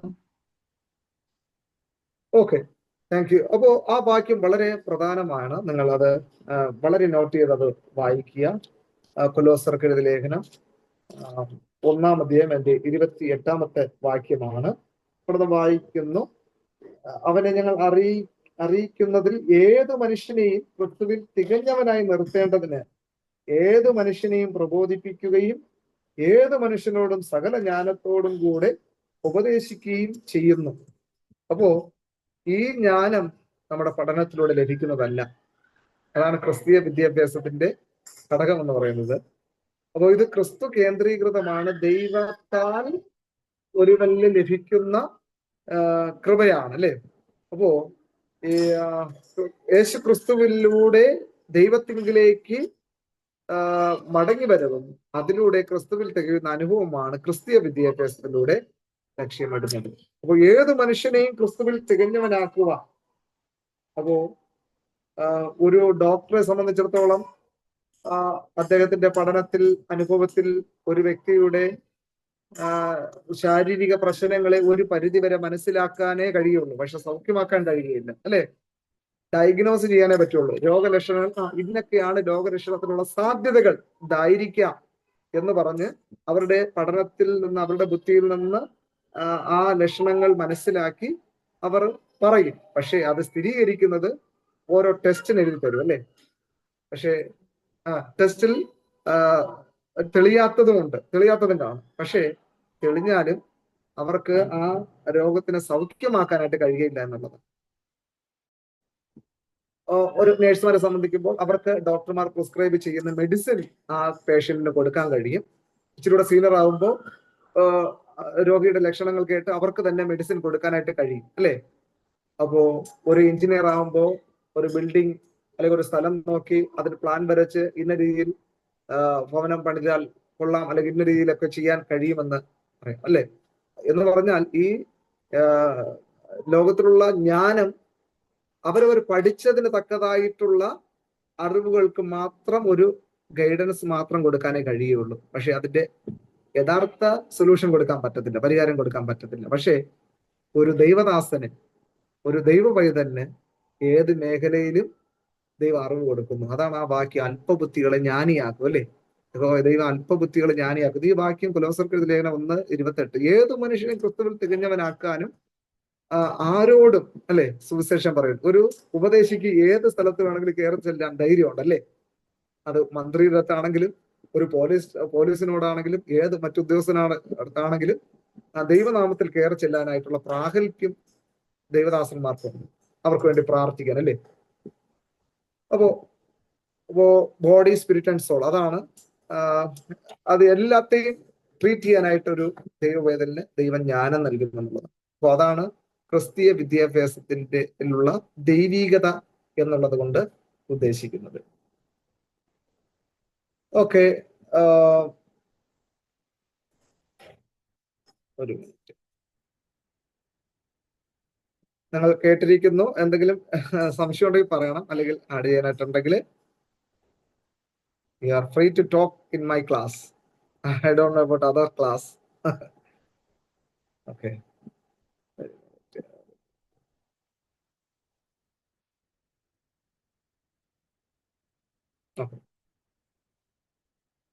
ഓക്കെ, അപ്പോ ഇനി അടുത്ത പോയിന്റിലേക്ക് നമുക്ക് പോകാം. ഇതുവരെയുള്ള കാര്യങ്ങൾ മനസ്സിലായോ? ഓക്കെ, മനസ്സിലാവും. ഞാൻ നോട്ട് നിങ്ങൾക്ക് തരാം. അപ്പോൾ ഇച്ചിരിയുടെ നോട്ട് വായിക്കുമ്പോൾ ഇച്ചിരിയുടെ കാര്യങ്ങളൊക്കെ മനസ്സിലാകും. ഓക്കെ, ആദ്യമായിട്ട് എന്റെ ക്ലാസ്സിൽ ഇരിക്കുന്നവർക്ക് ബുദ്ധിമുട്ട് തോന്നുന്നുണ്ടോ? ഇതിലിരിക്കുന്ന മെജോറിറ്റി ആൾക്കാർ എന്റെ ക്ലാസ്സിൽ ഇരുന്നിട്ടുള്ളതാണ്, അതുകൊണ്ട് അവർക്കറിയാം. ഓക്കെ, എന്റെ ആ രീതി മനസ്സിലാകും. നിങ്ങൾക്ക് പുതുതായിട്ട്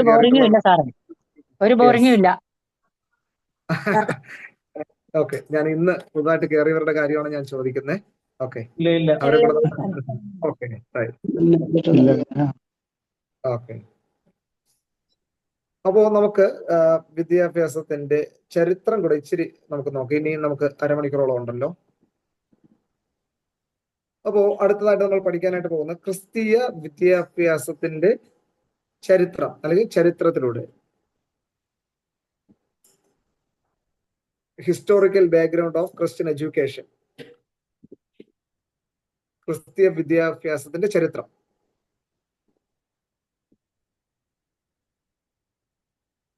history of Christian education background. വിദ്യാഭ്യാസത്തിന്റെ ചരിത്രം നമ്മൾ പഠിക്കുമ്പോൾ ഒന്നാമതായിട്ട് നമ്മൾക്ക് മനസ്സിലാക്കേണ്ട പോയിന്റ് എന്ന് പറയുന്നത് യഹൂദ വിദ്യാഭ്യാസമാണ്. Jewish education.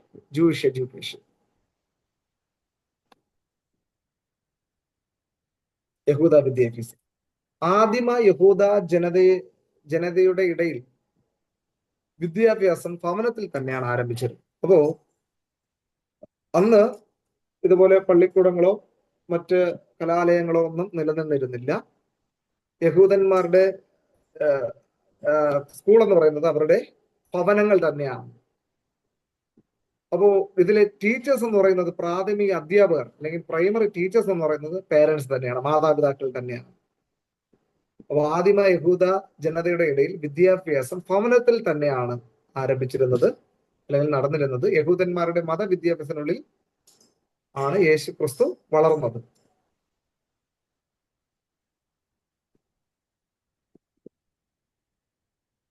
അപ്പോ ഈ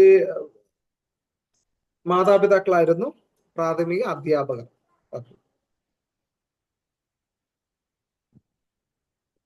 ഇനി യഹൂദ ചിന്തയിൽ കുട്ടികളെ പ്രധാന പാഠശാല സ്വന്തം ഭവനമാണ്. അപ്പോ സ്വന്തം അവരവരുടെ ഭവനങ്ങളിൽ നിന്നാണ് പ്രാഥമികമായിട്ടുള്ള അറിവുകൾ കുഞ്ഞുങ്ങൾ നേടിയിരുന്നത്. അത് അധ്യാപകർ എന്ന് പറയുന്നത് മാതാപിതാക്കൾ തന്നെയാണ് അധ്യാപകർ. അത് അവർ പഠിച്ചിരുന്നത് മതവിശ്വാസം, ചരിത്രം, കൽപ്പനകൾ,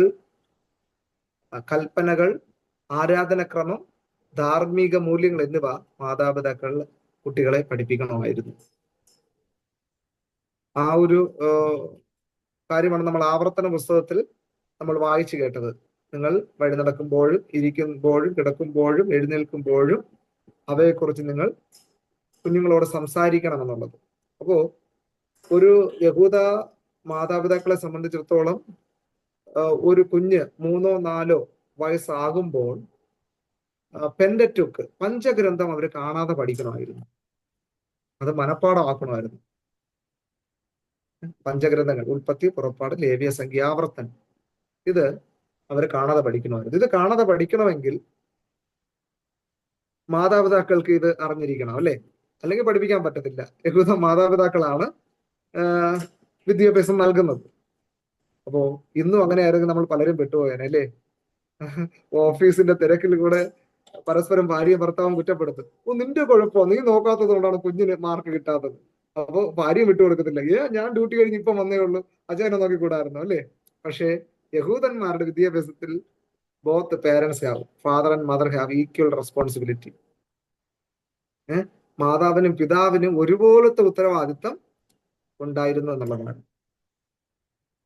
അപ്പോ ഈ പേരൻസ് ആണ് ഇവരെ പെന്ററ്റുക്ക്, ദി തോറ, മൊസൈക് ലോ, ഈ പഞ്ചഗ്രന്ഥങ്ങൾ പഠിപ്പിക്കേണ്ടിരുന്നത്. അത് മനഃപ്പാഠമാക്കണമായിരുന്നു എന്നുള്ളതായിരുന്നു. അതിലെ 10 കൽപ്പനകൾ, അതുപോലെ തന്നെ ഫെസ്റ്റിവൽസ്, യാഗങ്ങൾ, സാക്രിഫൈസ് യാഗങ്ങൾ, ഇതൊക്കെ കുഞ്ഞുങ്ങൾ അതിൻ്റെതായിട്ടുള്ള ഓരോ വ്യവസ്ഥകളും കുഞ്ഞുങ്ങൾ മനസ്സിലാക്കണമായിരുന്നു. അതാണ് ഇവിടെ പറഞ്ഞിരിക്കുന്നത്. മതവിശ്വാസം, ചരിത്രം, കൽപ്പനകൾ, വർഷിപ്പ് ഓർഡർ, ആരാധനക്രമം, ധാർമ്മിക മൂല്യങ്ങൾ എന്നിവ മാതാപിതാക്കൾ കുട്ടികളെ പഠിപ്പിക്കണം ആയിരുന്നു. ഓക്കെ. അപ്പോ ഇന്ന് സഭകളിൽ കാണുന്ന ഒരു കുറ്റപ്പെടുത്തലുണ്ടല്ലേ, വചനം പഠിച്ചില്ലെങ്കിൽ സൺഡേ സ്കൂൾ അധ്യാപകരെ മാറ്റണം, പാസ്റ്ററോട് കംപ്ലൈന്റ് പറയും, പാസ്റ്റർ എന്നെ മോനെ പഠിപ്പിക്കുന്ന, എന്നെ മോളെ പഠിപ്പിക്കുന്ന അധ്യാപനം ഒന്ന് മാറ്റി കിട്ടിയാൽ കൊള്ളായിരുന്നു. പക്ഷെ ഇവിടെ യഹൂദന്മാരുടെ വിദ്യാഭ്യാസം അനുസരിച്ച് പേരൻസ് ആണ് അവരെ ദൈവവചനം കൂടുതൽ പഠിപ്പിക്കേണ്ടതായിരുന്നത്. ഓക്കെ. മൂല്യങ്ങൾ, ആരാധന എന്നിവ പഠിക്കേണ്ടത് ഭവനങ്ങളിൽ നിന്നായിരുന്നു. ഈ ബേസിക് ആയിട്ടുള്ള കാര്യങ്ങൾ കുഞ്ഞുങ്ങൾ പഠിക്കേണ്ടി തരും. അപ്പോൾ യഹൂദന്മാരുടെ പ്രാർത്ഥനയായിരുന്നു ഭവനത്തിലെ വിദ്യാഭ്യാസത്തിന്റെ മുഖ്യ അടിസ്ഥാനം. ജൂഷ് പ്രയർ, അത് ഏതായിരുന്നു? ആവർത്തന പുസ്തകം 6-ാം അധ്യായം 4 മുതൽ 9 വരെയുള്ള വാക്യമാണ്. ഓക്കെ. ഇസ്രായേലെ കേൾക്ക, യഹോവ നിന്റെ ദൈവമായ യഹോവ ഏകൻ തന്നെ എന്ന് തുടങ്ങി ആ വാക്യങ്ങൾ അത്രയും കുഞ്ഞുങ്ങൾ ഉരുവിടണമായിരുന്നു, പഠിക്കണമായിരുന്നു. അത് അവരുടെ പ്രാർത്ഥനയാണ്. അപ്പോ ഒരു കുഞ്ഞ് അല്പം കൂടി മുതിർന്ന കാര്യങ്ങൾ തിരിച്ചറിയാൻ പ്രാപ്തിയാകുമ്പോൾ ഭവനത്തിന്റെ കട്ടളകാലിന്മേൽ എഴുതപ്പെട്ടിരിക്കുന്ന വചനങ്ങൾ ശ്രദ്ധിക്കും. കൂടാതെ കയ്യിൽ പട്ടമായി അണിയുക, 3 നേരം പ്രാർത്ഥിക്കുക, ഭക്ഷണത്തിന് മുമ്പും പിമ്പും സ്തോത്രം ചെയ്യുക, ശബത്ത് ആചരിക്കുക എന്നിവയൊക്കെ കുഞ്ഞുങ്ങൾ പഠിച്ചിരിക്കണം, അല്ലെങ്കിൽ അവരത് മനസ്സിലാക്കിയിരിക്കണം എന്നുള്ളതാണ്. അപ്പോ അതിൽ തന്നെ ഇത് പറഞ്ഞു വന്നപ്പോൾ തന്നെ നമുക്ക് മനസ്സിലാകുന്ന ഒരു കാര്യമുണ്ട്. അപ്പോൾ യഹൂദ വിദ്യാഭ്യാസം അല്ലെങ്കിൽ വിദ്യാഭ്യാസത്തിന്റെ, ക്രിസ്തീയ വിദ്യാഭ്യാസത്തിന്റെ ചരിത്രം നമ്മൾ പഠിക്കുമ്പോൾ ദൈവത്തെ കൂടുതൽ മനസ്സിലാക്കാനും ദൈവികമായിട്ടുള്ള അനുഭവത്തിൽ ദൈവഭയത്തിൽ വളരണം എന്നുള്ളതായിരുന്നു ക്രിസ്തീയ വിദ്യാഭ്യാസത്തിന്റെ പ്രധാന ഘടകമായിട്ട് നമ്മൾ മനസ്സിലാക്കി. കണ്ടോ, ദൈവവചനത്തിന് കൂടുതൽ പ്രാധാന്യത നൽകുക, ദൈവവചനം പഠിക്കുക, മനസ്സിലാക്കുക എന്നതായിരുന്നു. ഓക്കെ, അപ്പോ അവര് എല്ലാ ഭക്ഷണത്തിന് മുമ്പും പിമ്പും സ്തോത്രം ചെയ്യണം. പിന്നെ ശബത്ത് കൃത്യമായിട്ട് ആചരിക്കാനും ദൈവാലയം സന്ദർശിക്കുക, പെരുന്നാളുകളിൽ പങ്കെടുക്കുക എന്നുള്ളത് വളരെ കർശനമായി പാലിക്കപ്പെട്ടിരുന്ന ഒരു കാര്യമായിരുന്നു. കർത്താവ് യേശു ക്രിസ്തു 12-ാമത്തെ വയസ്സിൽ ദേവാലയത്തിൽ പോയി അല്ലേ? മാതാപിതാക്കൾ ഒരു ദിവസത്തെ വഴി നടന്ന് വന്നപ്പോൾ മനസ്സിലായി അവരോടൊപ്പം ഉണ്ടായ യേശു കുഞ്ഞിനെ കാണാനില്ല. അവര് തിരിഞ്ഞു നോക്കിയിട്ട് എന്ത് ചെയ്തു? ഈ കൂട്ടമല്ലേ, ജനത്തിരക്കല്ലേ, അവരോടൊപ്പം ആരോടെങ്കിലും കാണുമെന്ന് ചിന്തിച്ചു. പക്ഷേ എന്ത് ചെയ്തു? കാണാഞ്ഞിട്ട് തിരിച്ച് നടന്നു വന്നപ്പോൾ ദേവാലയത്തിന്റെ പരിസരത്തിരുന്ന് കർത്താവ് അവിടെയുള്ള മത നേതാക്കന്മാരോട് ശാസ്ത്രിമാരോടൊക്കെ സംവാദിച്ചു കൊണ്ടിരിക്കുകയായിരുന്നു.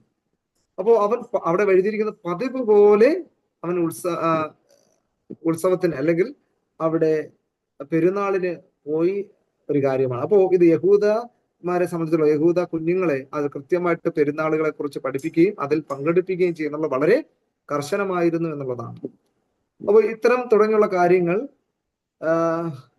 ഇളം മനസ്സുകളിൽ അല്ലെങ്കിൽ ചെറു പ്രായത്തിൽ തന്നെ വിശ്വാസത്തിന്റെ രേഖാചിത്രങ്ങൾ അവരുടെ ഹൃദയത്തിൽ രൂപപ്പെടുമായിരുന്നു, വരയ്ക്കുമായിരുന്നു.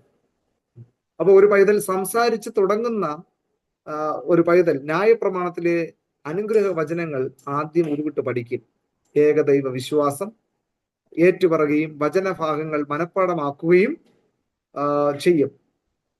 അത് മാത്രമല്ല, അനുസരണം, അച്ചടക്കം, മുതിർന്നവരെ ബഹുമാനിക്കൽ എന്നീ ഗുണങ്ങളും ശീലിക്കുന്നു. അപ്പോ ഈ കാര്യങ്ങളൊക്കെ ഈ തോറ അല്ലെങ്കിൽ ഈ പഞ്ചഗ്രന്ഥങ്ങളിൽ പറഞ്ഞിരിക്കുന്ന ധാർമ്മികമായിട്ടുള്ള മൂല്യങ്ങൾ കുഞ്ഞുങ്ങൾ മനഃപ്പാടമാക്കുന്നതിലൂടെ ഇവർ മനസ്സിലാക്കുന്ന ബേസിക് കാര്യങ്ങളാണ്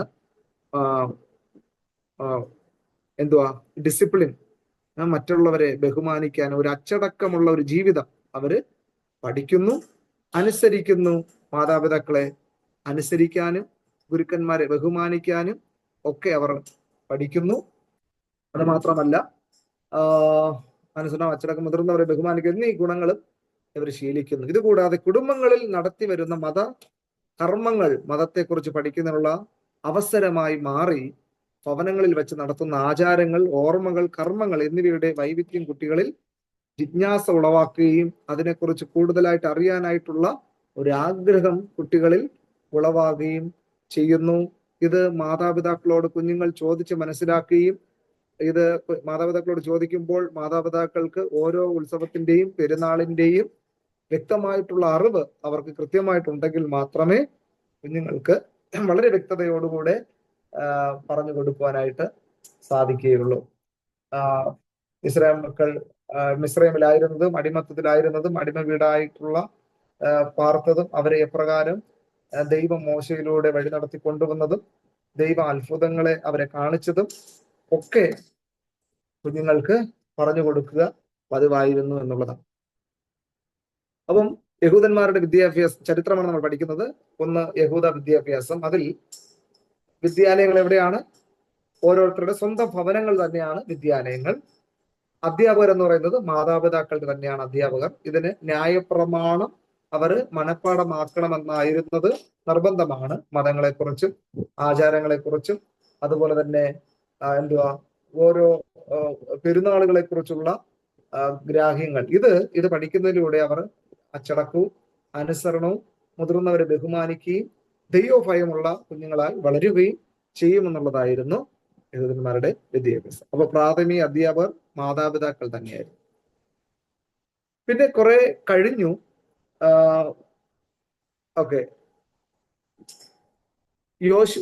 ഒരു 2 റെഫറൻസ് കൂടെ വായിക്കാമോ? യോശുവയുടെ പുസ്തകം 4-ാം അധ്യായം 21-22 വാക്യങ്ങൾ. Joshua chapter 4 verse 21 and 22.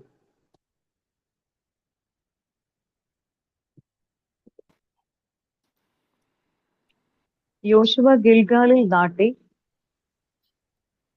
യോർദാനിൽ നിന്ന് എടുത്ത 12 കല്ല് യോശുവ ഗിൽഗാലിൽ നാട്ടി. ഇസ്രായേൽ മക്കളോട് പറഞ്ഞത് എന്തെന്നാൽ, ഈ കല്ല് എന്ത് എന്ന് വരും കാലത്ത് നിങ്ങളുടെ മക്കൾ പിതാക്കന്മാരോട് ചോദിച്ചാൽ ഇസ്രായേൽ ഉണങ്ങിയ നിലത്ത് കൂടി ഈ യോർദാൻ ഇക്കരെ കടന്നു എന്ന് നിങ്ങളുടെ മക്കളോട് പറയണം.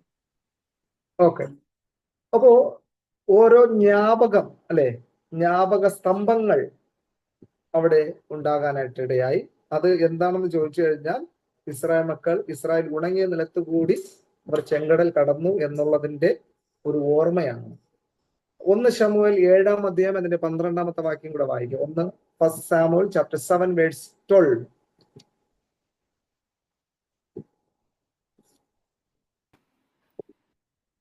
പിന്നെ ശമൂവേൽ ഒരു കല്ലെടുത്ത് മിസ്പായ്ക്കും ഷേനിനും മധ്യേ നാട്ടി. ഇത്രത്തോളം യഹോവ നമ്മെ സഹായിച്ചു എന്ന് പറഞ്ഞ് അതിന് എബൻ ഏസർ എന്ന് പേരിട്ടു. ഓക്കെ.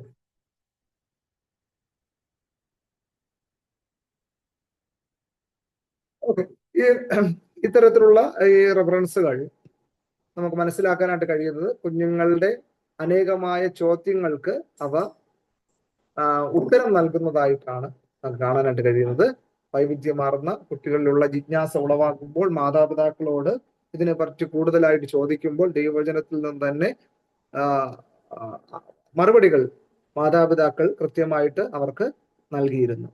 പിന്നെ കുറെ കാലം കഴിഞ്ഞു പുരോഹിതന്മാരും പ്രവാചകന്മാരെയും ഈ പഠിപ്പിക്കുന്ന ആ ഒരു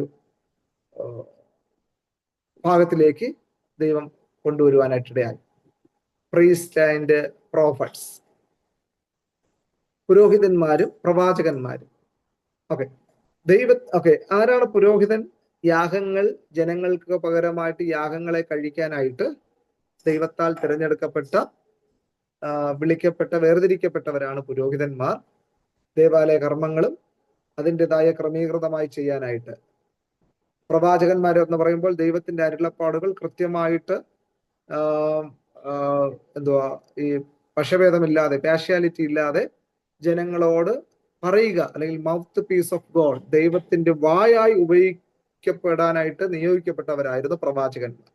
അപ്പോ വിദ്യാഭ്യാസം ഇങ്ങനെ വളർന്ന് വരുമ്പോൾ, പിന്നെ ചരിത്രം പഠിക്കുമ്പോൾ പുരോഹിതന്മാരും പ്രവാചകന്മാരും ജനങ്ങളെ പഠിപ്പിക്കുന്നതിനായിട്ട് ദൈവം അധ്യാപകരായിട്ട് കർത്തൃത്വം നിർവഹിച്ചിരുന്നു എന്ന് കാണാനായിട്ട് കഴിയുന്നു. അപ്പോൾ ദൈവത്തിന്റെ സ്വഭാവവും ഇഷ്ടവും ജനത്തിന് വെളിപ്പെടുത്തി കൊടുക്കുന്നവരായിരുന്നു പുരോഹിതന്മാർ എന്നുള്ളത്. ദൈവത്തിനും മനുഷ്യർക്കും ഇടയിൽ മധ്യസ്ഥനായി അവർ പ്രവർത്തിച്ച മതബോധന അവരുടെ ശുശ്രൂഷയുടെ ഭാഗമായിരുന്നു. അപ്പോ ആവർത്തന പുസ്തകം 33-ാം അധ്യായം, ആവർത്തന പുസ്തകം 33-ാം അധ്യായം അതിന്റെ 8 മുതൽ 8, 9, 10 വാക്യങ്ങൾ വായിക്കാമോ? ലേവിയെ കുറിച്ച് അവൻ പറഞ്ഞത്, നിന്റെ തുമ്മീമും ഉറീമും നിന്റെ ഭക്തന്റെ പക്കലിരിക്കുന്നു. നീ മസായിൽ വെച്ച് പരീക്ഷിക്കുകയും കലഹജലത്തിങ്ങൾ നീ പൊരുകയും ചെയ്തവന്റെ പക്കൽ തന്നെ. അവൻ അപ്പനെയും അമ്മയെയും കുറിച്ച് ഞാൻ അവരെ കണ്ടില്ല എന്ന് പറഞ്ഞു. സഹോദരന്മാരെ അവർ ആദരിച്ചതുമില്ല, സ്വന്തം മക്കളെ നോർത്തതുമില്ല. നിന്റെ വചനം അവർ പ്രമാണിച്ചു, നിന്റെ നിയമം കാത്തുകൊള്ളുകയും ചെയ്തു. അവർ യാക്കോബിന് നിന്റെ വിധികളും. അതുപോലെ തന്നെ 31-ാം അധ്യായം, ആവർത്തന പുസ്തകം 31-ാം അധ്യായം അതിന്റെ 9 മുതൽ 13 വരെയുള്ള വാക്യങ്ങൾ നാം വായിക്കുമ്പോൾ പുരോഹിതന്മാരെയും പ്രവാചകന്മാരെയും ഈ ദൗത്യം ഏൽപ്പിച്ചതായിട്ട് നമുക്ക് അവിടെ തെളിവുകൾ കാണുവാനായിട്ട് കഴിയുന്നു. അപ്പോൾ അതുകൊണ്ട് തന്നെ അവർ അധ്യാപക കർത്തവ്യം കൂടി നിർവഹിച്ചിരുന്നു എന്ന് ഈ വേദഭാഗങ്ങൾ നമുക്ക് മനസ്സിലാക്കാനായിട്ട് കഴിയുന്നു. അപ്പോൾ ന്യായപ്രമാണ പുസ്തകം പഠിപ്പിക്കുന്നതിനായി അവർ നിയോഗിക്കപ്പെട്ടു എന്ന് 2 ദിനവൃത്താന്ത പുസ്തകം 17-ാം അധ്യായം 7, 8, 9 വാക്യങ്ങൾ പഠിക്കുമ്പോൾ കാണാനായിട്ട് കഴിയുന്നു. ന്യായപ്രമാണ പുസ്തക കാര്യങ്ങൾ നിർവഹിക്കാനായിട്ട് അവരെ നിയമിച്ചു എന്നുള്ളത് കാണാനായിട്ട് കഴിയുന്നു. ആ റെഫറൻസ് നിങ്ങൾ എഴുതിയിരിക്കുക, എന്നിട്ട് പിന്നെ നിങ്ങൾ വായിച്ച് മനസ്സിലാക്കാനായിട്ട് കഴിയും. അതുപോലെ തന്നെ ആവർത്തന പുസ്തകം, അത് ആ റെഫറൻസ് നമ്മൾ എഴുതി. 3 റെഫറൻസ് ഇപ്പൊ പറഞ്ഞു. ആവർത്തന പുസ്തകം 33, 8, 9, 10 വാക്യങ്ങൾ. അതുപോലെ തന്നെ 31-ാം അധ്യായം 9 മുതൽ 13 വരെയുള്ള വേദവാക്യങ്ങൾ. 2 ദിനവൃത്താന്തങ്ങളുടെ പുസ്തകം 17 മുതൽ 17-ാം അധ്യായം അതിന്റെ 7, 8, 9 വാക്യങ്ങൾ. അപ്പോൾ അനുസരിച്ച് ന്യായപ്രമാണം പരസ്യമായി വായിക്കുവാൻ അവർക്ക് ചുമതല ഉണ്ടായിരുന്നു. അപ്പോൾ ന്യായപ്രമാണം പരസ്യമായിട്ട് വായിക്കാനും അതിലുള്ളത് മനസ്സിലാക്കാനായിട്ടുള്ള ചുമതലയും ഈ പുരോഹിതന്മാർക്ക് ദൈവം നൽകിയിരുന്നു. യിരെമ്യാ പ്രവാചകന്റെ പുസ്തകം 2-ാം അധ്യായം 8-ാമത്തെ വാക്യത്തിൽ പുരോഹിതന്മാരുടെ ഉപദേശം ചോദിക്കണമെന്നും അവിടെ രേഖപ്പെടുത്തിയിട്ടുണ്ട്. യിരെമ്യാ പ്രവാചകൻ ജെറമയ ചാപ്റ്റർ 2 വേഴ്സ് 8 ഒരാൾക്കൊന്ന് വായിക്കാമോ?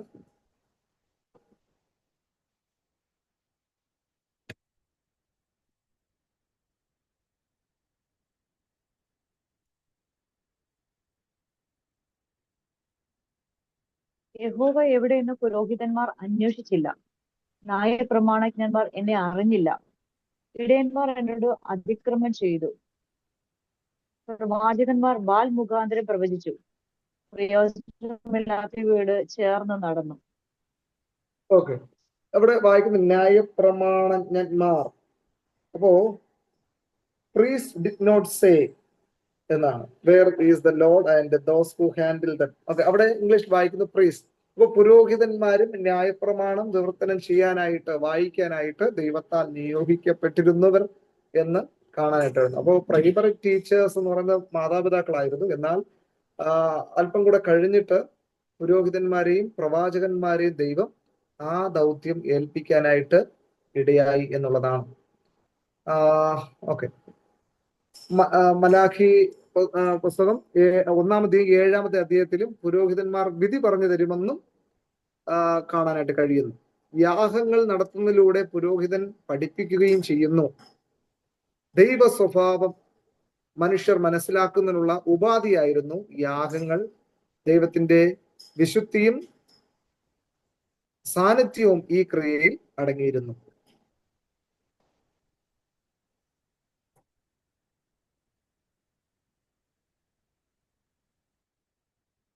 അത് മാത്രമല്ല, ദൈവത്തിന്റെ അരുളപ്പാടും ഹിതവും ജനത്തിന് നൽകുന്നവരായിരുന്നു പ്രവാചകന്മാർ. ഓക്കെ, അപ്പോ പുരോഹിതന്മാർക്ക് ന്യായപ്രമാണം വായിക്കുവാനും അത് അവരെ മനസ്സിലാക്കുവാനായിട്ടുള്ള ചുമതലകൾ, കർത്തവ്യം നൽകിയിരുന്നപ്പോൾ പ്രവാചകന്മാർക്ക് ദൈവം കൊടുത്തിരുന്ന ദൗത്യം എന്ന് പറയുന്നത് ദൈവത്തിന്റെ അരുളപ്പാടും ഹിതവും നൽകുന്നവരായിരുന്നു പ്രവാചകന്മാർ. ദൈവകൽപ്പനകൾ അനുവർത്തിക്കേണ്ടതിന്റെ ആവശ്യകത ജനത്തെ പഠിപ്പിക്കുന്നതിലൂടെ അവരും അധ്യാപക ശുശ്രൂഷയിൽ അല്ലെങ്കിൽ അധ്യാപനത്തിന്റെ ആവശ്യകത, ചുമതല നിർവഹിച്ചിരുന്നു എന്ന് കാണാനായിട്ട് കഴിയുന്നു. ഉദാഹരണം പഠിക്കുമ്പോൾ എലിശ പ്രവാചകന്റെ കാലത്ത് ഇങ്ങനെയുള്ള ഒരുമിച്ച് താമസിച്ചിരുന്നു. പ്രവാചക ഗണം എന്നാണ് അവർ അറിയപ്പെട്ടിരുന്നത്. 1 ശമൂവേൽ 10-ാം അധ്യായം 10-ാമത്തെ വാക്യം. 1 ശമൂവേൽ 10-ാമത്തെ അധ്യായം 10-ാമത്തെ വാക്യം. 2 രാജാക്കന്മാർ 2:35 അല്ല 3-5 3-4-5.